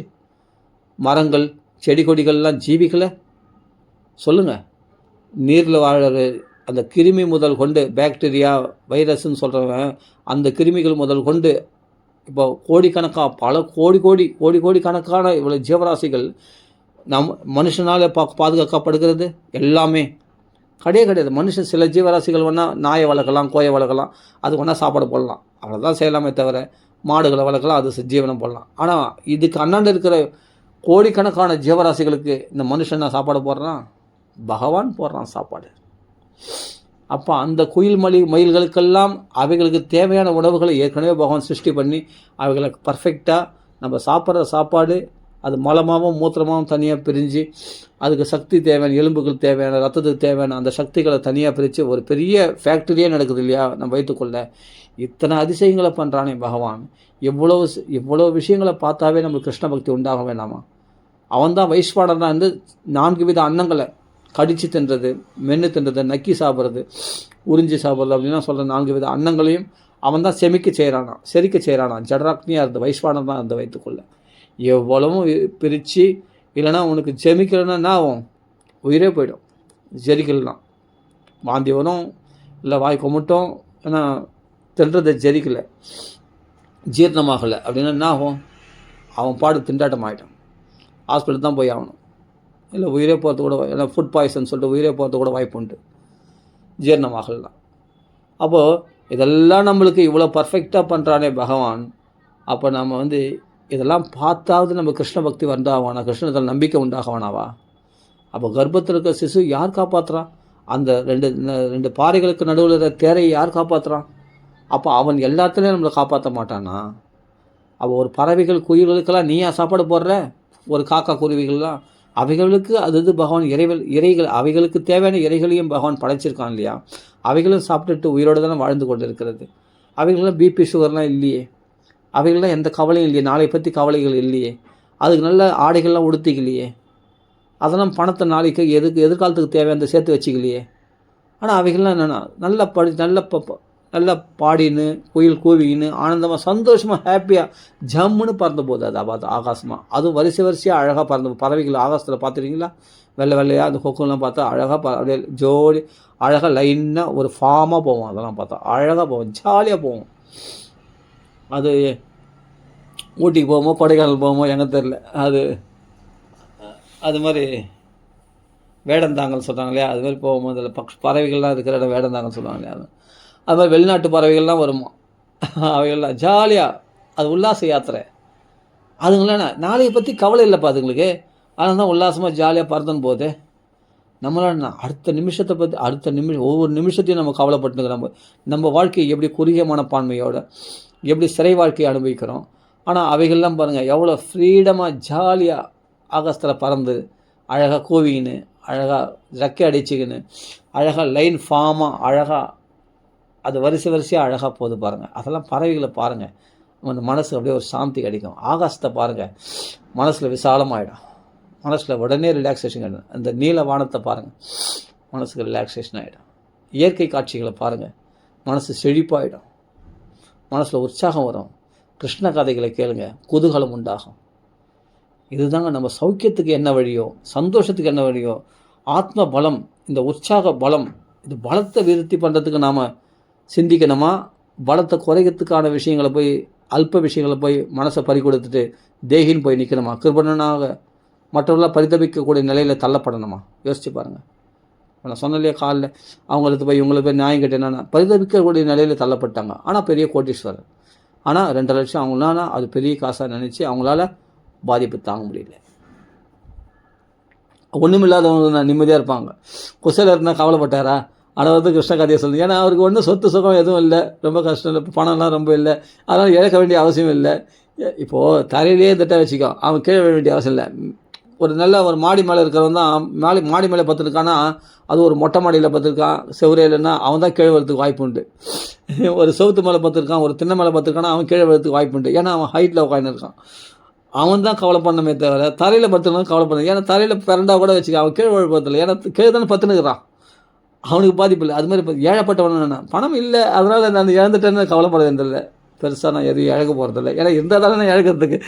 அதனால் நான் அகிஞ்சனை, அந்த அகிஞ்சனர்களுக்கு ஒரு சொத்து கிடைக்கும், அந்த சாந்தின்ற சொத்து. கிருஷ்ணனே சொத்தாக இருக்கிறான். கிருஷ்ணன் தானே சாந்தி, கிருஷ்ணனே சச்சித ஆனந்த ஸ்வரூபி, அவனுக்கு தான் ஆனந்தம் இருக்குது. ஆனால் கொஞ்சம் பணம் வந்துட்டால் கூட உனக்கு ஆபத்து ஆரம்பிச்சிச்சு, இனிமேல் கவுண்டிங் ஸ்டார்ட். அவ்வளோதான். உன் கையில் ஒரு கொஞ்சம் பணம் வந்துச்சு, ஒரு 1000 ரூபாய் பணம் வந்துச்சுன்னா இந்த 1000 ரூபாய்க்கான செலவுக்கு உடனே உன் மனைவி குழந்தைகள் எல்லாம் வந்துடுவாங்க. ஈமுக்கிற மாதிரி முடிச்சுடுவாங்க. உனக்கு உறவினர்லாம் வந்துடுவாங்க. எனக்கு கொஞ்சம் கடன் கூட, எனக்கு கொஞ்சம் காசு எனக்கு தேவைப்படுது அர்ஜென்ட்டாக, கொஞ்சம் கூட நான் அப்புறம் கொடுத்துட்றேன் கண்டிப்பாக அப்படின்னு. 1 லட்சம் வந்துச்சு, ஒரு 2 லட்சம் அடிச்சுது, ஒரு லாட்ரி அடிச்சிச்சுன்னு சொன்னால் உடனே என்ன பண்ணுவாங்க? ஆள் சூழ்ந்துருவாங்க உங்களை. எப்படியாவது ஆசை காட்டி ஏதாவது எப்படியாவது மோசம் பண்ணிட்டாங்க. அவர்லாம் அதான் சொல்கிறேன், அதுபோல் வழிப்பறி பண்ணுற மாதிரி இந்த உறவினர்களால் வழிப்பறி பண்ணப்படுகிறானா யார்? இந்த குடும்பத் தலைவர் அப்படின்ட்டு பாரதி யோகேஸ்வரர் கதையில் வருது, சம்சார காடை வர்ணிக்கும் போது. எதனாலன்னா பற்றுதல் தான் காரணம், ஆசை தான் காரணம். ஆனால் சந்தோஷமாக ஜாலியாக வாழ்க்கையை செழிப்பாக அப்படியே சந்தோஷமாக இருக்கணும்னா ஏகாந்த லாபம் வச்சசோனு பும்சாம் சுஸ்லோகமௌலேர் குணவாதமாக பகவானுடைய குணங்களை பற்றி பேசுறது, அவனுடைய கதைகளை பற்றி பேசுறது, அதான் ஏகாந்த லாபம். அப்படி ஆனந்தமாக கதைகளை பேசி சந்தோஷமாக. ஏன்னா மற்றவங்களுடைய தோஷத்திய குணத்தை பற்றி சிந்திக்காத. அந்நிய தோஷ குணச்சிந்தனம் ஆசு முக்தா சேவா கதாரசம் அஹோ பிபதாதரேன. அந்நிய தோஷ குணச்சிந்தனம் ஆசு முக்தா சேவா கதாரசம் அஹோ நிதராம் பிபத்வம். அந்த கதையினுடைய ரசத்தில் தினமும் போய் பருகு பருகி பருகி பருகி அந்த ரசத்தில் முழுகு போய் சந்தோஷமாக இருக்கும். மற்றவங்களுடைய தோஷம் குணத்தை பற்றி அந்த தோஷம் குணம் இப்போ நான் சொன்னேன் காலைல, அவங்களுடைய தோஷத்தை சொல்ல எதுக்காக தோஷத்தை சொல்ல, துக்க தோஷான தர்சனம். எந்த தோஷத்தை பார்க்கணும்? அதனால் வரக்கூடிய துக்கத்தினால் வரக்கூடிய தோஷத்தை பார்க்கணும். அதுக்காக தான் நான் அந்த கதையை கூட சொன்னேன். அந்த மாமியார் மருமகளுக்கு கஷ்டப்பட்டான்னு சொன்னேன். இது கூட ஏன் அதை பற்றி பேச வேண்டிய அவசியம் இல்லை. பேசுனா அந்த பணத்தின் மேலே உள்ள பட்டுதல்னால எந்த அளவுக்கு அவர்கள் பாதிக்கப்படுறாங்க பாரு அப்படின்றதுக்காக சொல்ல வந்தேன். அது ஒரு வைராக்கியத்தை உபதேசம் வந்தது இல்லையா நமக்கு, அது ஒரு பாடம் தானே. உலகத்தில் நம்மளுக்கு எல்லாரும் குரு தானே. அந்த 24 குருக்கள் சொல்லும்போது ஜெகத்குரு இருந்தது அர்த்தம் இருந்தது விளங்கத்து இல்லையா. அப்போ ஜெகத்தே நம்மளுக்கு குரு தானே அப்படின்னு நம்ம அதை தெரிஞ்சுக்கணும். ஒவ்வொரு experience is the one of the master அப்படின்னு. ஒவ்வொரு எக்ஸ்பீரியன்ஸும் ஒரு மாஸ்டராக பெரிய குருவாக ஒன்று உருவாக்கிடும் அந்த அனுபவங்கள். அப்போ அது கிருஷ்ண பக்திக்கு தன்னாலே வந்துடுவேன். இங்கே தான் சாந்தி இருக்குது, வேறு எங்கேயும் சாந்தி இல்லை, நிம்மதியற்ற இடம். ஏன்னா துக்காலயம், அசாஸ்வதம், உலகமே துக்காலயம், நிலையற்ற வாழ்க்கை இது. இதில் என்ன நீ சந்தோஷத்தை அனுபவிச்சுட்டு போகிறேன்?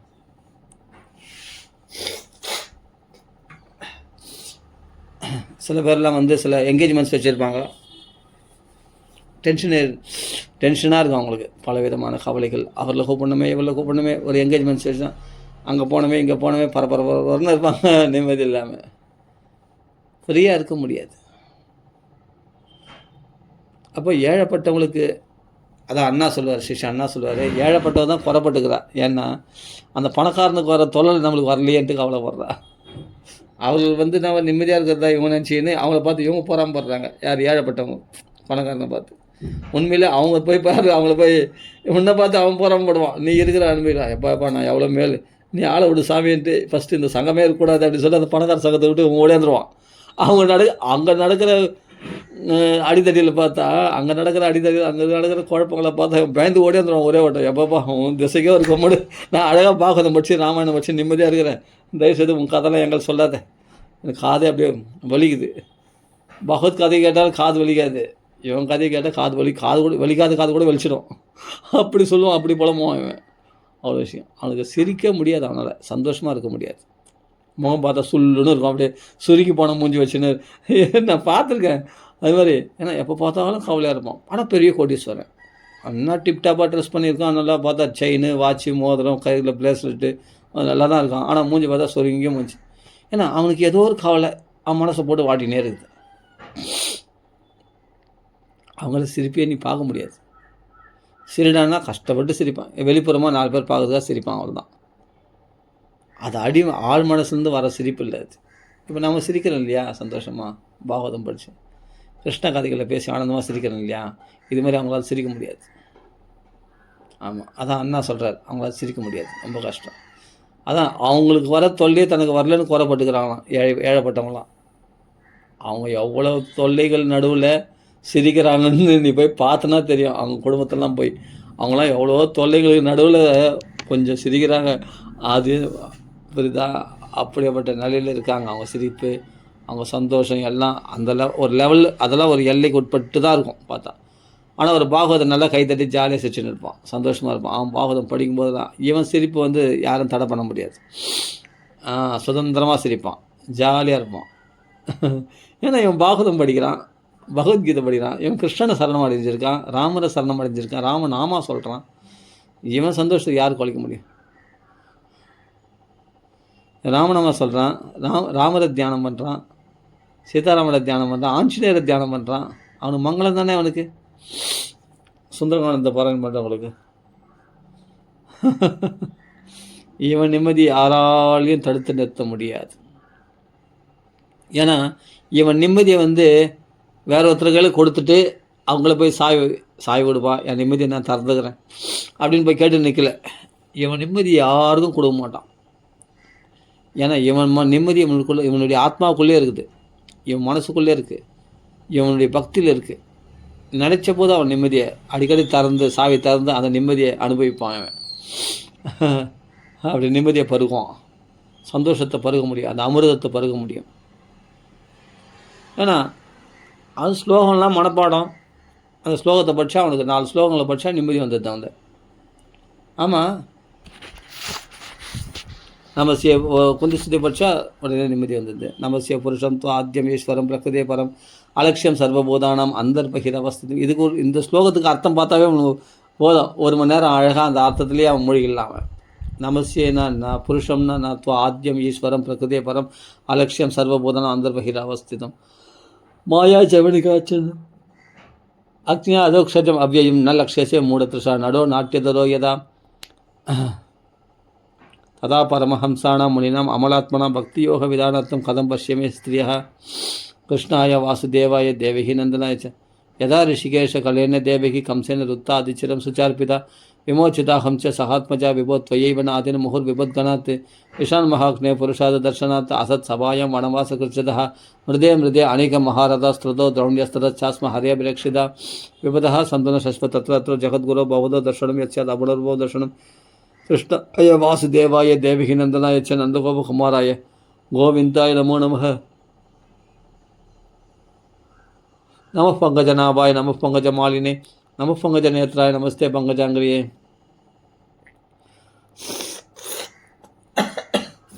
அப்படின்னு அவன் பாட்டுக்கு 4 ஸ்லோகங்களை சொன்னால் அந்த 4 ஸ்லோகத்துக்கு விளக்கம் அவன் பார்த்தோன்னா முடிஞ்சு போச்சான் கதை. அருமையாக. இல்லை கஜேந்திர ஸ்துதிக்கு போகலாமா, இல்லை பிரகலாத் ஸ்துதிக்கு வரலாமா? பிரம்மாதயா சுரகணா சத்வை கதானமதியோ நாராதிதம் பொறுகுணகி அதுனா கிம் வச்சசாம் பிரவாகி நாராதிதம் பொறுகுணகி கிம் தோஷ்டம் அர்ஹதி ஹரிருக்கிற ஜாதே அப்படின்னு அந்த ஸ்லோகத்துக்கு போகலாமா? அப்படியே தொடர்ந்து பார்க்கலாமா? அவள் தான் 4 ஸ்லோகம் படித்தாவே நிம்மதி எல்லாம் வந்துடும் அவனுக்கு, சந்தோஷமாக. அந்த கிருஷ்ணனை பற்றி தியானம் பண்ணுறான், அந்த ஸ்லோகத்துக்கு பதமாக அவன் அதுக்கு அர்த்தத்தை அப்படியே விளக்கம் கொடுக்குறான், விளக்கத்தை அவனுக்குள்ளே தியானம் பண்ணுறான். அவனுக்கு என்னென்னா போதும், சரியான ஒரு இடத்துக்கு வந்துட்டான். அப்போ பகவத் தியானத்து ஏன்னா அக்ஷர ரூபியாக பகவானே இருக்கிறான், ராதாகிருஷ்ணன் சொரூபமாக இருக்கிறான். அப்போ அந்த அக்ஷரத்தை தியானம் பண்ணுறவனுக்கு அவன் கிருஷ்ணத்தில் தானே இருக்கிறான். அவன் பாகவதம் படிக்கும்போது அவன் பௌதிக நிலையிலே இல்லையே. அதான் சதா வைகுண்ட நிலையா ஹரிகீர்த்தன தத்பராக. ஹரிகீர்த்தியை பாடுறவன் வைகுண்ட நிலையில் தானே இருக்கான், அவன் உடம்பு தானே இருக்கு, மனசு அவன் கிருஷ்ண பக்தியில் தானே இருக்கான். அப்படின்னும் போது பாகவதம் படிக்கும்போது பிரகலாத் சரித்திரத்தை பிரகலாதுடைய உபதேசங்களை கேட்கும்போது பிரகலாத் ஸ்துதியை அப்படியே அதை தியானிக்கும்போது அவன் பூலகத்திலே இல்லையே. அவனுக்கு நிம்மதி வெளியே போய் தேட வேண்டியதில்லையே. அவனுக்கு பாகவத புஸ்தகத்தில் தேவையான நிம்மதி எல்லாமே அதில் இருக்குது. அவனுக்கு பகவத்கீதையில் தேவையானதெல்லாம் இருக்குது, ராமாயணத்தில் அவனுக்கு தேவையான நிம்மதி எல்லாம் சந்தோஷம் எல்லாம் அப்படியே கொட்டி கிடக்குது. அதை அனுபவித்தாலே போதுமானது அவனுக்கு, இல்லையா? அதனால் இந்த புலம்பல்லாம் வேணாம், யாராவது புலம்பி போட்டோம். ஏன்னா நம்ம சொல்கிறது கேட்குறது இருந்தால் பரவாயில்ல. இப்படி புலம்புறீங்களே, இவ்வளோ அவஸ்தைப்படுறீங்களே, இவ்வளோ துன்பப்படுறீங்களே, கொஞ்சமாவது பகவான் நாம ராமநாமா சொல்லுங்கள். ராமநாமா சொன்னால் பணத்தை வந்து வீட்டில் கொடுத்துருமா, இப்படி கேள்வி கேட்குறாங்க. ராமநாமா சொன்னால் நான் என் கஷ்டம்லாம் தீர்த்துருமா, என் கடன்லாம் நாளைக்கு ராமர் அடைப்பாரா? சொன்னேன், ராமர் கூட அடைப்பார், அது பேர் அடைச்சிருக்காரு, கடனை அடைச்சிருக்காரு. பத்ராச்சலம் ராமதாஸுக்கு ராம்ஜி லக்ஷ்மிஜி அடைச்சிருக்காங்க. அதனால் அப்படி கூட அடைச்சாலும் அடைக்கலாம். அதனால் நீங்கள் ராமநாமா சொல்லுங்கள். அடிச்சுட்டார் அப்படியே. அடைப்போயா, நான் ராமநாமா சொல்கிறேன், நான் அங்கே போய் கடன் கேட்க போகிறேன், இங்கே போய் கடன் கேட்க போகிறேன், அவங்கள போய் கடன் கேட்க போகிறேன் அப்படின்னு இன்னொரு கடை போய் இந்த கடன் அடைக்கிறதுக்கு இன்னொரு இடத்துல கடன் கேட்க போகிறேன். அவ்வளோ பிரச்சனை இல்லை. எனக்கு வர வேண்டிய காசு அங்கே போய் நான் கேட்குறேன் அப்படின்னு சொல்லிட்டு மறுபடியும் ஃபெயிலியர் ஆகுது. அவங்க திருப்பி அனுப்பிச்சுன்னு இருக்காங்க. எதுவுமே ஒரு சாட்டிஸ்ஃபேக்ஷனாக இல்லை. ஒன்றே ஒன்று தான் சாட்டிஸ்ஃபேக்ஷன். குறையொன்றும் இல்லை மறைமூர்த்தி கண்ணா, குறையொன்றும் இல்லை கண்ணா, குறையொன்றும் இல்லை கோவிந்தா அப்படின்னா கிருஷ்ணவர் தான் மாதவா அப்படிப்பட்ட பகவானிடத்தில் வந்தால் தான் குறையே இருக்காது, நிறைஞ்சு இருக்கும், மனசு திருப்தியாக இருக்கும், சந்தோஷமாக இருக்கும், சிரிக்க முடியும், ஜாலியாக இருக்கும். ஆனால் நாமத்துக்கு டைம் ரொம்ப நேரம் ஒதுக்கிட்டு பாகவதத்தையும் நிறைய சிரவணம் பண்ணிவிட்டு பாகவதத்தை படிச்சுட்டு அதில் உள்ள விஷயங்கள்லாம் தியானம் பண்ணிகிட்டே இருந்தாவே உனக்கு ஆட்டோமேட்டிக்காக உனக்கு பழக்கத்தில் வந்துடும். நீ தியானம் பண்ணே இருக்க, நான் இதை கடைப்பிடிக்கணும், நான் பட்டுட்டவனாக இருக்கணும், இந்த பிரச்சனைலேருந்து நான் இது பண்ண அப்படி ஜாக்கிரதையாக மனசு வச்சுக்கிறதுனால கிடையாது. உனக்கு இயற்கையாகவே அந்த பட்டுட்டு போயிடும். நீ அஜாக்கிரதையாக இருந்தால் கூட பாகவத தர்மம் கண்ணை பூனின்னு போகலாம், நீ பள்ளத்தில் விழமாட்டேன், ஆமாம் கோயிலில் விழமாட்டேன், தடிக்க விழமாட்டேன். நீ அஜாக்கிரதையாக இருந்தால் கூட உன் மனசு ஜாக்கிரதையாகவே இருக்கும். எப்படின்னா பாகவத்தினால் பாதுகாக்கப்படுறதுனால, பாகவத் தர்மங்களால் பாதுகாக்கப்படுறதுனால, பகவானுடைய பலத்தினால, பகவத் பக்தினால் பாதுகாக்கப்படுறதுனால நீ சேஃப்டியாகவே இருப்ப. நீ உன்னை சேவ் பண்ணுவான் பகவான், உன்னை பாதுகாப்பான் பகவான். யோகக்ஷேமம் பகாம் யோகம் சொன்னது உனக்காக தான். நீ பாகவதம் படிக்கல, நாம சொல்லலை, உன்னை சேஃப்டியாகவே இருப்பான். எல்லாம் வாங்கிடலாம் உலகத்தில், பணம் சம்பாதிச்சிடலாம், எல்லாம் வாங்கலாம், நிம்மதி மட்டும் வாங்க முடியாது, சாந்தி வாங்க முடியாது, சந்தோஷம் வாங்க முடியாது. அது கிடைக்கிற ஒரே ஒரு இடம் எதுனா பாகவதம் தான். ஆமாம், பகவான் நாமா தான், வேறு எங்கே போனாலும் கிடைக்காது. ரோடோட எங்கே வேணாலும் அழிய, கடையாக அழிய விற்கிறாங்களா? நிம்மதியாக 1 கிலோ கொடு, சாந்தி 1 கிலோ கொடுன்னா கொடுத்துருவாங்களா? சந்தோஷத்தை 1 கிலோ கொடுன்னா வாங்கின்னு வர முடியுமா? முடியாது. ஒரே இடத்துல தான். இங்கே வந்துடு பாகவதத்துக்கு, பாகவதத்தோட அழகாக உட்காந்துக்கும், கதை கேளு. மகான்களத்தில் போய் மகான்கள் வாக்கில் கதை கேட்கணும்.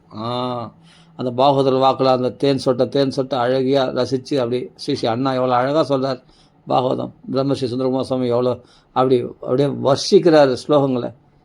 அப்படியேங்கப்பா அந்த வர்ஷிக்கிற அந்த நதியில் போய் குளி, அந்த கங்கா தீர்த்தத்தில் அந்த பாகவத கங்கையில் போய் குளி. அதில் ஸ்நானம் பண்ணிட்டேன்னா மனசு சுத்தமாயிடும், உடம்பு சுத்தமாயிடும், முதுகலாம் ஆத்மா பரிசுத்தமாயிடும். அதுதான் ஃப்ரெஷ்ஷாக ஆகிடுவார். அப்படியே அந்த பாகவத கங்கையில் குளிக்கிறேன்னா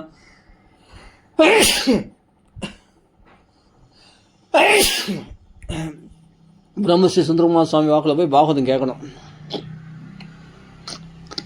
அண்ணாவுடைய வாக்கில் பாகவதம் அது அப்படியே வர்ஷிப்பாங்க. அந்த மழையில் அப்படியே அந்த நதியில் போய் குளிக்க வேண்டியது தான், அப்படியே ஸ்நானம் பண்ண வேண்டியது தான், சந்தோஷமாக இருக்கும். அதை விட்டுட்டு நிம்மதியே இல்லாதவங்களை போய் நிம்மதி கேட்டுங்கிற நீ. அவங்க ஆறுதல் சொல்லுவாங்களா, இவங்க ஆறுதல் சொல்லுவாங்களான்னு போய் உன் குறையெல்லாம் சொல்லிக்கிறேன். எதுக்குன்ற அவங்களே நிம்மதி இல்லாமல் இருக்கிறாங்க. அவங்கள போய் உன் குறைய சொல்லாங்கன்னா நிம்மதி கொடுப்பாங்க. அவங்க ஆனந்த் தேவேன்னு கேட்டுன்னு போகிறாங்க. நீ சொல்கிறத கேட்டு தலையாட்டு போகிறாங்க, அவ்வளோதான். ஏன்னா அவங்களே நிம்மதியாக இல்லை. அவங்க வீட்டில் போனால் அவங்க பேசாத வரைக்கும் நீ பேசலாம், அவங்க பேச ஆரம்பிச்சிட்டாலும் உன் பேச்சு அடங்கிடும். ஏன்னா நீ சொல்கிற குறை உன்னோட 10 மடங்கு குறை அவங்களே இருக்குது. அவங்க திருப்பி பேச ஆரம்பிக்காதால அவங்கள குறை சொல்லுங்க அப்படின்னு கேட்டுக்கிறாங்க. அவங்க உள்ளுக்குள்ளே ஓடும், இவன் இந்த சின்ன விஷயத்த பெருசாக பேசுகிறான், நான் என் குறைய சொன்னேன்னா ஒரே ஓட்டம் ஓட்டுருவான் அப்படின்னு. அது மாதிரி ஒவ்வொருத்தரும் பெருசாக பாதிக்கப்பட்டு தான் இருக்கிறாங்க. யாரும் சந்தோஷமாக ஒன்றும் இல்லை, எல்லாரும் துக்கத்தில் தான் இருக்கிறாங்க, எல்லாரும் பிரச்சனைகளோடு தான் வாழ்கிறாங்க. 1008 மனக்கவலைகள் அவங்களோட இருக்குது. நீ எல்லாம் அதான் சொல்கிறேனே, ஒவ்வொருத்தரும் பெரிய பெரிய கடல் அளவு துன்பத்தோடு தான் வாழ்கிறாங்க. புரியுதுங்களா? எல்லாம் ஒன்றும் சந்தோஷமாக அப்படியே ஆகாசத்தில் குதிக்கலை, எல்லாருக்கும் கஷ்டம் இருக்குது. அதனால் நீ மற்றவங்களே யார்கிட்ட சொல்லி போகிற? கவலையோடு இருக்கிறவங்கள்ட்ட தான் போய் நீங்கள் சொல்ல போகிறீங்க. உங்கள் குறைகளோடு உள்ளவங்கள்ட்ட தான் சொல்ல போகிறீங்க. குறையொன்றும் இல்லாத மகாத்மாக்கள், பாகவதம் படிக்கிறவங்க. அதே சமயத்தில் பகவான் அவன் தான் குறையொன்றும் இல்லாத கோவிந்தன். அவங்கள தான் குறையே கிடையாது. அவங்கள சொல்லிங்கன்னா உங்கள் குறையை தீர்க்க முடியும். கட்டுப்பட்டவனை விடுவிக்க முடியுமா? எவனும் கட்டுப்பட்டுருக்கான், அவனும் கட்டுப்பட்டுருக்கான். அவன் கட்டுப்பட்டு நீ என்ன அவுத்துடுறானா? நானே கட்டுப்பட்டுருக்கேன், என்னை நீ அழுத்து விட சொல்கிற, நீயே அழுத்துக்க உன்னை போ அப்படின்னுவான். ஏன்னா அழுத்துக்க முடியாது. அப்போது கட்டுப்படாத யாருன்னா வந்தால் 2 பேர் இப்படி கட்டி அவுத்து விட்டுருவான். இந்த தூணில் அவன் கட்டுக்கிறான், அவன் தூணில் அவன் கட்டிக்கிறான்.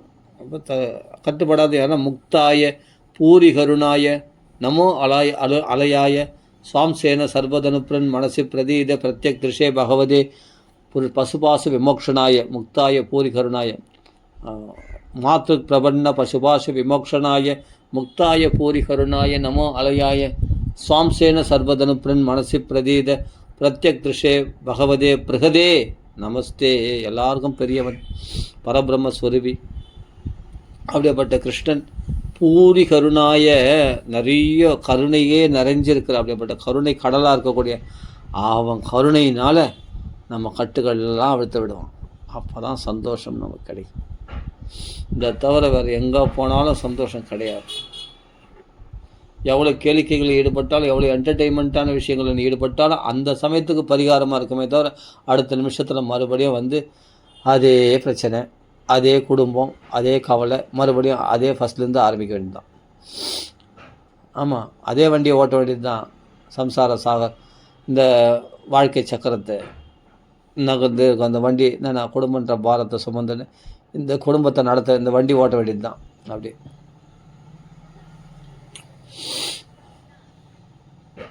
அதனால் சுகமஸ்தி விரக்தஸ்ய முனேர் ஏகாந்த ஜீவினக நச்சேந்திரஸ்ய சுகம் கிஞ்சித்து. இந்த கிஞ்சித்துன்னு ஒரு பதம் பண்ண அப்போ தான் சிரிப்பு வந்துச்சு எனக்கு. கொஞ்சம் கூட சுகமாக இல்லையா? யார்? நான் இந்திரனே. என்னடா இது? அப்போ மற்றவங்க துக்கப்பட்ட ஒரு சந்தோஷமா? ஏன் சிரிக்கிறேன்னா, நான் அவங்களாம் சந்தோஷமாக சொர்க்கலோகத்துக்கு போனால் சந்தோஷமாக இருக்கலான்றாங்களே நினச்சி பார்க்குறேன். சொர்க்கலோகத்தில் போகிறவங்க இல்லை, சொர்க்கலோகத்துக்கு அதிபதியாக இருக்கிற இந்திரனே சந்தோஷமாக இல்லை.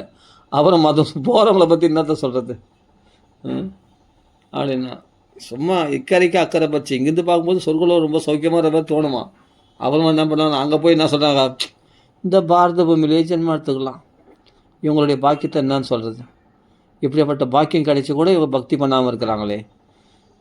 நம்மளுக்கு ஏதாவது கொஞ்சம் நெஞ்சம் புண்ணியம் பண்ணியிருந்தா, அந்த கொஞ்சம் நெஞ்சம் புண்ணியம் மிச்சம் மீதி எஞ்சி இருந்தா, அப்பா இந்த சொர்க்கலோக சௌக்கியங்களை முடிச்சுட்டு சொர்க்கலோக இவங்க வந்து கர்ம வினையை தாண்ட முடியாது. சொர்க்கலோகத்தை விட்டு வரணும்னு நினச்சோட இந்திர சந்திராதிகளால் வர முடியாது. அதனால் நானாக கீழே மேலேருந்து கீழே பார்க்குறாங்க நம்ம பூமியில் உள்ள மக்கள்லாம். இந்த பாரத பூமியே வரம் பூஜிக்கத்தக்கது. இந்த பாரத பூமியில் தானே நம்ம பிறவி கிடச்சி நாம் வந்து சொர்க்கலோகத்தை அடையணும் ஆசைப்பட்டு அங்கேருந்து இங்கே வந்தோம். இங்கே சௌக்கியமாக இருக்கணும். இக்கரைக்கு அக்கறை பச்சை அங்கேருந்து பாரத பூமியில் கர்மா பண்ண 1000 அஸ்வமேதியாகம் 100 அஸ்வமேதியாகம் பண்ணி இந்திரனா வந்திருக்கான். அவன் சொல்கிறான் மேலே போய் இந்திரலோகத்துக்கு போய் மெனக்கட்டு நம்ம இந்திரலோகத்துக்கு வந்தோம். இங்கே தான் கர்மா பண்ண பாரத பூமியில் தான் கர்ம பூமின்னு பேர். இங்கே தான் 100 அஸ்வமேதியாகம் பண்ணி வந்தேன். அங்கே கிடைச்ச சௌக்கியம் எவ்வளோ பக்தர்கள் கூப்பிட்டாங்க. நான் சொர்க்கலோகத்தை அடைய போகிறேன், சொர்க்கலோகத்தை அடைய போகிறேன்னு யாகம் பண்ணேன். இங்கே வந்து பார்த்தா ஒரு மண்ணும் கிடையாது. திடீர்னு பார்த்தா ஒரு இரநீகசிபு வரான், இரநீகசம் வரான் அப்படின்னு வெளியே போடான்றான். மொத்தம் கெட் அவுட்டு. எல்லாத்தையும் நிரந்தரமே இல்லையே இந்த சொர்க்கலோக சௌக்கியம். திடீர்னு பார்த்தா ராவணன் வரான், கெட் அவுட்டுன்றான், ஏந்து போயிடுறேன். திடீர்னு வர சூரபத்மம் வரான், கெட் அவுட்டுன்றான், ஏந்து போயிடுறேன். விருத்தராசுரம் வரான், கெட் அவுட்டுன்றான். அப்போ என்னென்ன மைசாசுரம் வரான், சும்பனிசுமம் வரான்.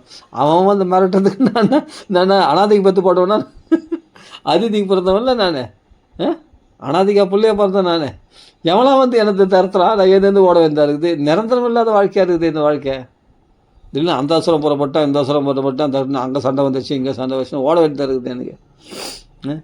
அப்போது கிஞ்சித்து கொஞ்சம் கூட சௌக்கியம் இல்லையா? ரொம்ப மேடம் ஒரு வருஷம் டான்ஸ்லாம் பார்க்குறான், கிடையாது தான். அது அல்ப சௌக்கியம். அடுத்த நிமிஷம் மறுபடியும் பார்த்தா அவனுக்கு பெருசு எந்தளவுக்கு துக்கம்.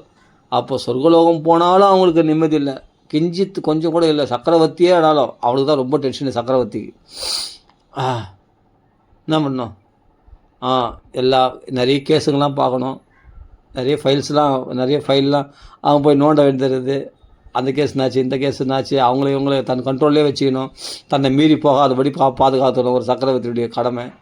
சிற்றரசுகள்லாம் தன்னை மீறிடக்கூடாது, படையெடுத்து வந்துக்கூடாது. அவர்கள் எந்த கண்ட்ரோல் வைக்கணுமோ அந்த கண்ட்ரோலில் வைக்கணும். யாரார்கள் எப்படி நடந்துக்கணும், எப்படி பேசணும், எந்த இது அப்பா அதெல்லாம் குப்பை. நிறைய குப்பைகள் அவங்க தலையில் மண்டையில் ஏற்றின்னு இருப்பாங்க. அவ்வளோ டென்ஷன். ஒரு ஆஃபீஸ்லேயே ஒரு மேனேஜரு ஒரு எம்டிலாம் பார்க்கும்போது அவங்க எவ்வளோ விஷயங்களை ஞாபகம் வச்சுக்கணும் தெரியுமா? எவ்வளோ விஷயங்களை கண்டு காணாமல் போகணும் தெரியுமா? அவங்களாம் அவ்வளோ ரொம்ப அதான் சொல்கிறேன், ரொம்ப ரெஸ்பெக்ட் அவங்களுக்கு. அது நிறைய பொறுப்புகள் இருக்குது அவங்களுக்கு. இந்த சுமைகள்லாம் மண்டையில், அதே சுமைகள்னால் தோளில் சுமந்தாலும் அந்த சுமையை பரவாயில்ல எப்படியே இறக்கிடலாம். மண்டையில் அந்த மண்டையில் குழப்பத்தில் மனசில் சுமக்கிற சுமையை எப்படி இறக்க முடியும்? அப்பா அதெல்லாம் போதும்டா சாமி. அதான் எனக்கு அந்த பதத்தில் தான் ஞாபகம் வந்து கிஞ்சித்து நான் கொஞ்சம் கூட சௌக்கியம் இல்லையா சக்கரவர்த்திக்கெல்லாம். அப்போது அவ்வளோ பெரிய சக்கரவர்த்தி, பூமிக்கே அதிபதி, சப்தத்தீபத்துக்கு அதிபதியான சக்கரவர்த்திகளுக்கே வந்து நிம்மதி இல்லைன்னு சொன்னால், இந்த பூமி முழுவதும் சக்கரவர்த்தியாக இருக்கவனுக்கு பௌமம், சார்வபௌமம், இந்த பூமி முழுவதுக்கும் சக்கரவர்த்தியாக இருக்கவனுக்கு நிம்மதி இல்லைன்னு சொன்னால், அப்போ மற்ற பொறுப்புகளை நான் கோடீஸ்வரன், நான் லட்சாதிபதி அப்படின்லாம் சொல்கிறாங்களே, இவங்களுடைய நிலைமை நினச்சி பார்த்தா எப்படி இருக்குது யோசிச்சு பாருங்கள். அப்போ அவங்களுக்கு எவ்வளோ பணம் இருந்தாலும், எவ்வளோ சொத்து சுகம் இருந்தாலும், அப்போ அவரெல்லாம் நான் நிறைய தொல்லைகளை மண்டலில் ஏற்றின்னு கவலைப்பட்டு தான் இருக்கிறான். ஏன் நான் இவ்வளோ விஸ்தாரமாக சொல்கிறேன்னா, இன்றைக்கி உலகம் அப்படி தான் இருக்குது. அதனால் இதில் மாட்டிக்காமல் கழுவுற மீனில் நழுவுற மீன் மாதிரி, எப்படி கழுவுற மீனில் நழுவுற மீன் என்ன எப்படின்னா, மாயா மோக நிராசஸ்ச வைஷ்ணவஹி கிரியதே கதம். இந்த மாயில் மோகம் அடையாமல் இந்த வைஷ்ணவர்கள் மட்டும் எப்படி தப்பிக்கிறாங்க? அப்போ கிரியதே கதம், அவர் எந்த சாதனத்தை கடைபிடித்து தப்பிக்கிறாங்கன்னா அது தெரியாதா? அதுக்கு தான் பாகவதம் படிக்கணுன்றது அப்படின்னு சொல்கிறாங்க. யார் சோதர் சொல்கிறாரு, அதுக்கு தான் பாகவதம் படிக்கணும். பாகவதத்தை படித்தா நீ கழுவுற மீனில் நழுவுற மீன் மாதிரி நீ நழுவிடலாம், நீ இதுலேருந்து எஸ்கேப் ஆகிடலாம், நீ பாதிக்கப்பட மாட்டேன். நாம சங்கீர்த்தனம் பண்ணுறதுனால, பாகவதம் படிக்கிறதுனால அப்படின்னு மகான்கள்லாம் திருப்பி திருப்பி சொல்கிறாங்க. என்ன சொல்கிறாங்க? மாயா மோக நிராசஸ்ச வைஷ்ண பக்தியோ பக்தி ஞான வைராக்கிய பக்தி ஞான விராகாப்த விவேகோ வர்த்ததே மகான்னு மாயா மோக நிராசஸ்ச வைஷ்ணவி கிரியதே கதம். டக்குன்னு ஸ்லோகம் வரமாட்டேங்குது. அப்படிப்பட்ட மாயையில் மோகம் அடையாமல் இருக்கிற வைஷ்ணவர்கள் எந்த காரியத்தை செய்கிறார்கள்னா, அவர்கள் செய்கிற காரியத்தை தான் சூதர் சொல்கிறார். அது சாவதானமாக கேளுப்பா, சாவதான தயாசுனும் ஏதஸ்மாத் அபரம் கிஞ்சித் மனசுத்தியின வித்தியதே. இதை தவிர மனசு சுத்தம் பண்ணுறதுக்கு வேறு எதுவும் கிடையாது. எதிரான ஸ்ரீமத் பாகவதம் சாஸ்திரம் கலோ கீரேன பாஷிதம்.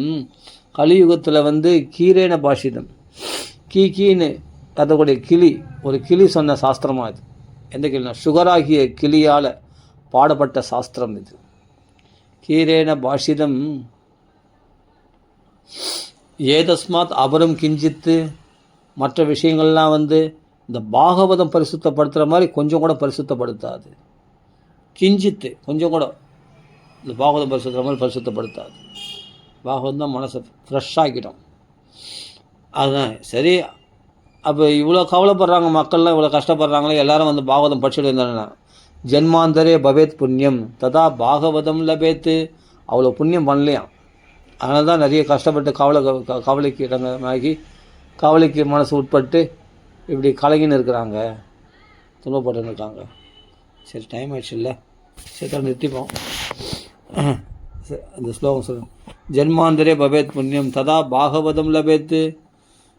சரி, ஓகே. ராம ராம ராம ராம். அப்போ நம்மளாம் பாக்கியம் பண்ணவர்கள் ஏதோ பாகவதம் படிக்கணும். ஆமான்னு படிக்கிறேன், சந்தோஷம். ராம ராம ராம ராம தடப்பத்து ராம ராம ராம ராம ராம.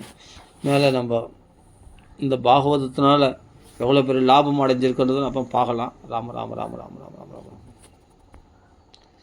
ஆஞ்சநேய சுவாமிக்கு ஜெய். ராம ராம ராம ராம ராம ராம.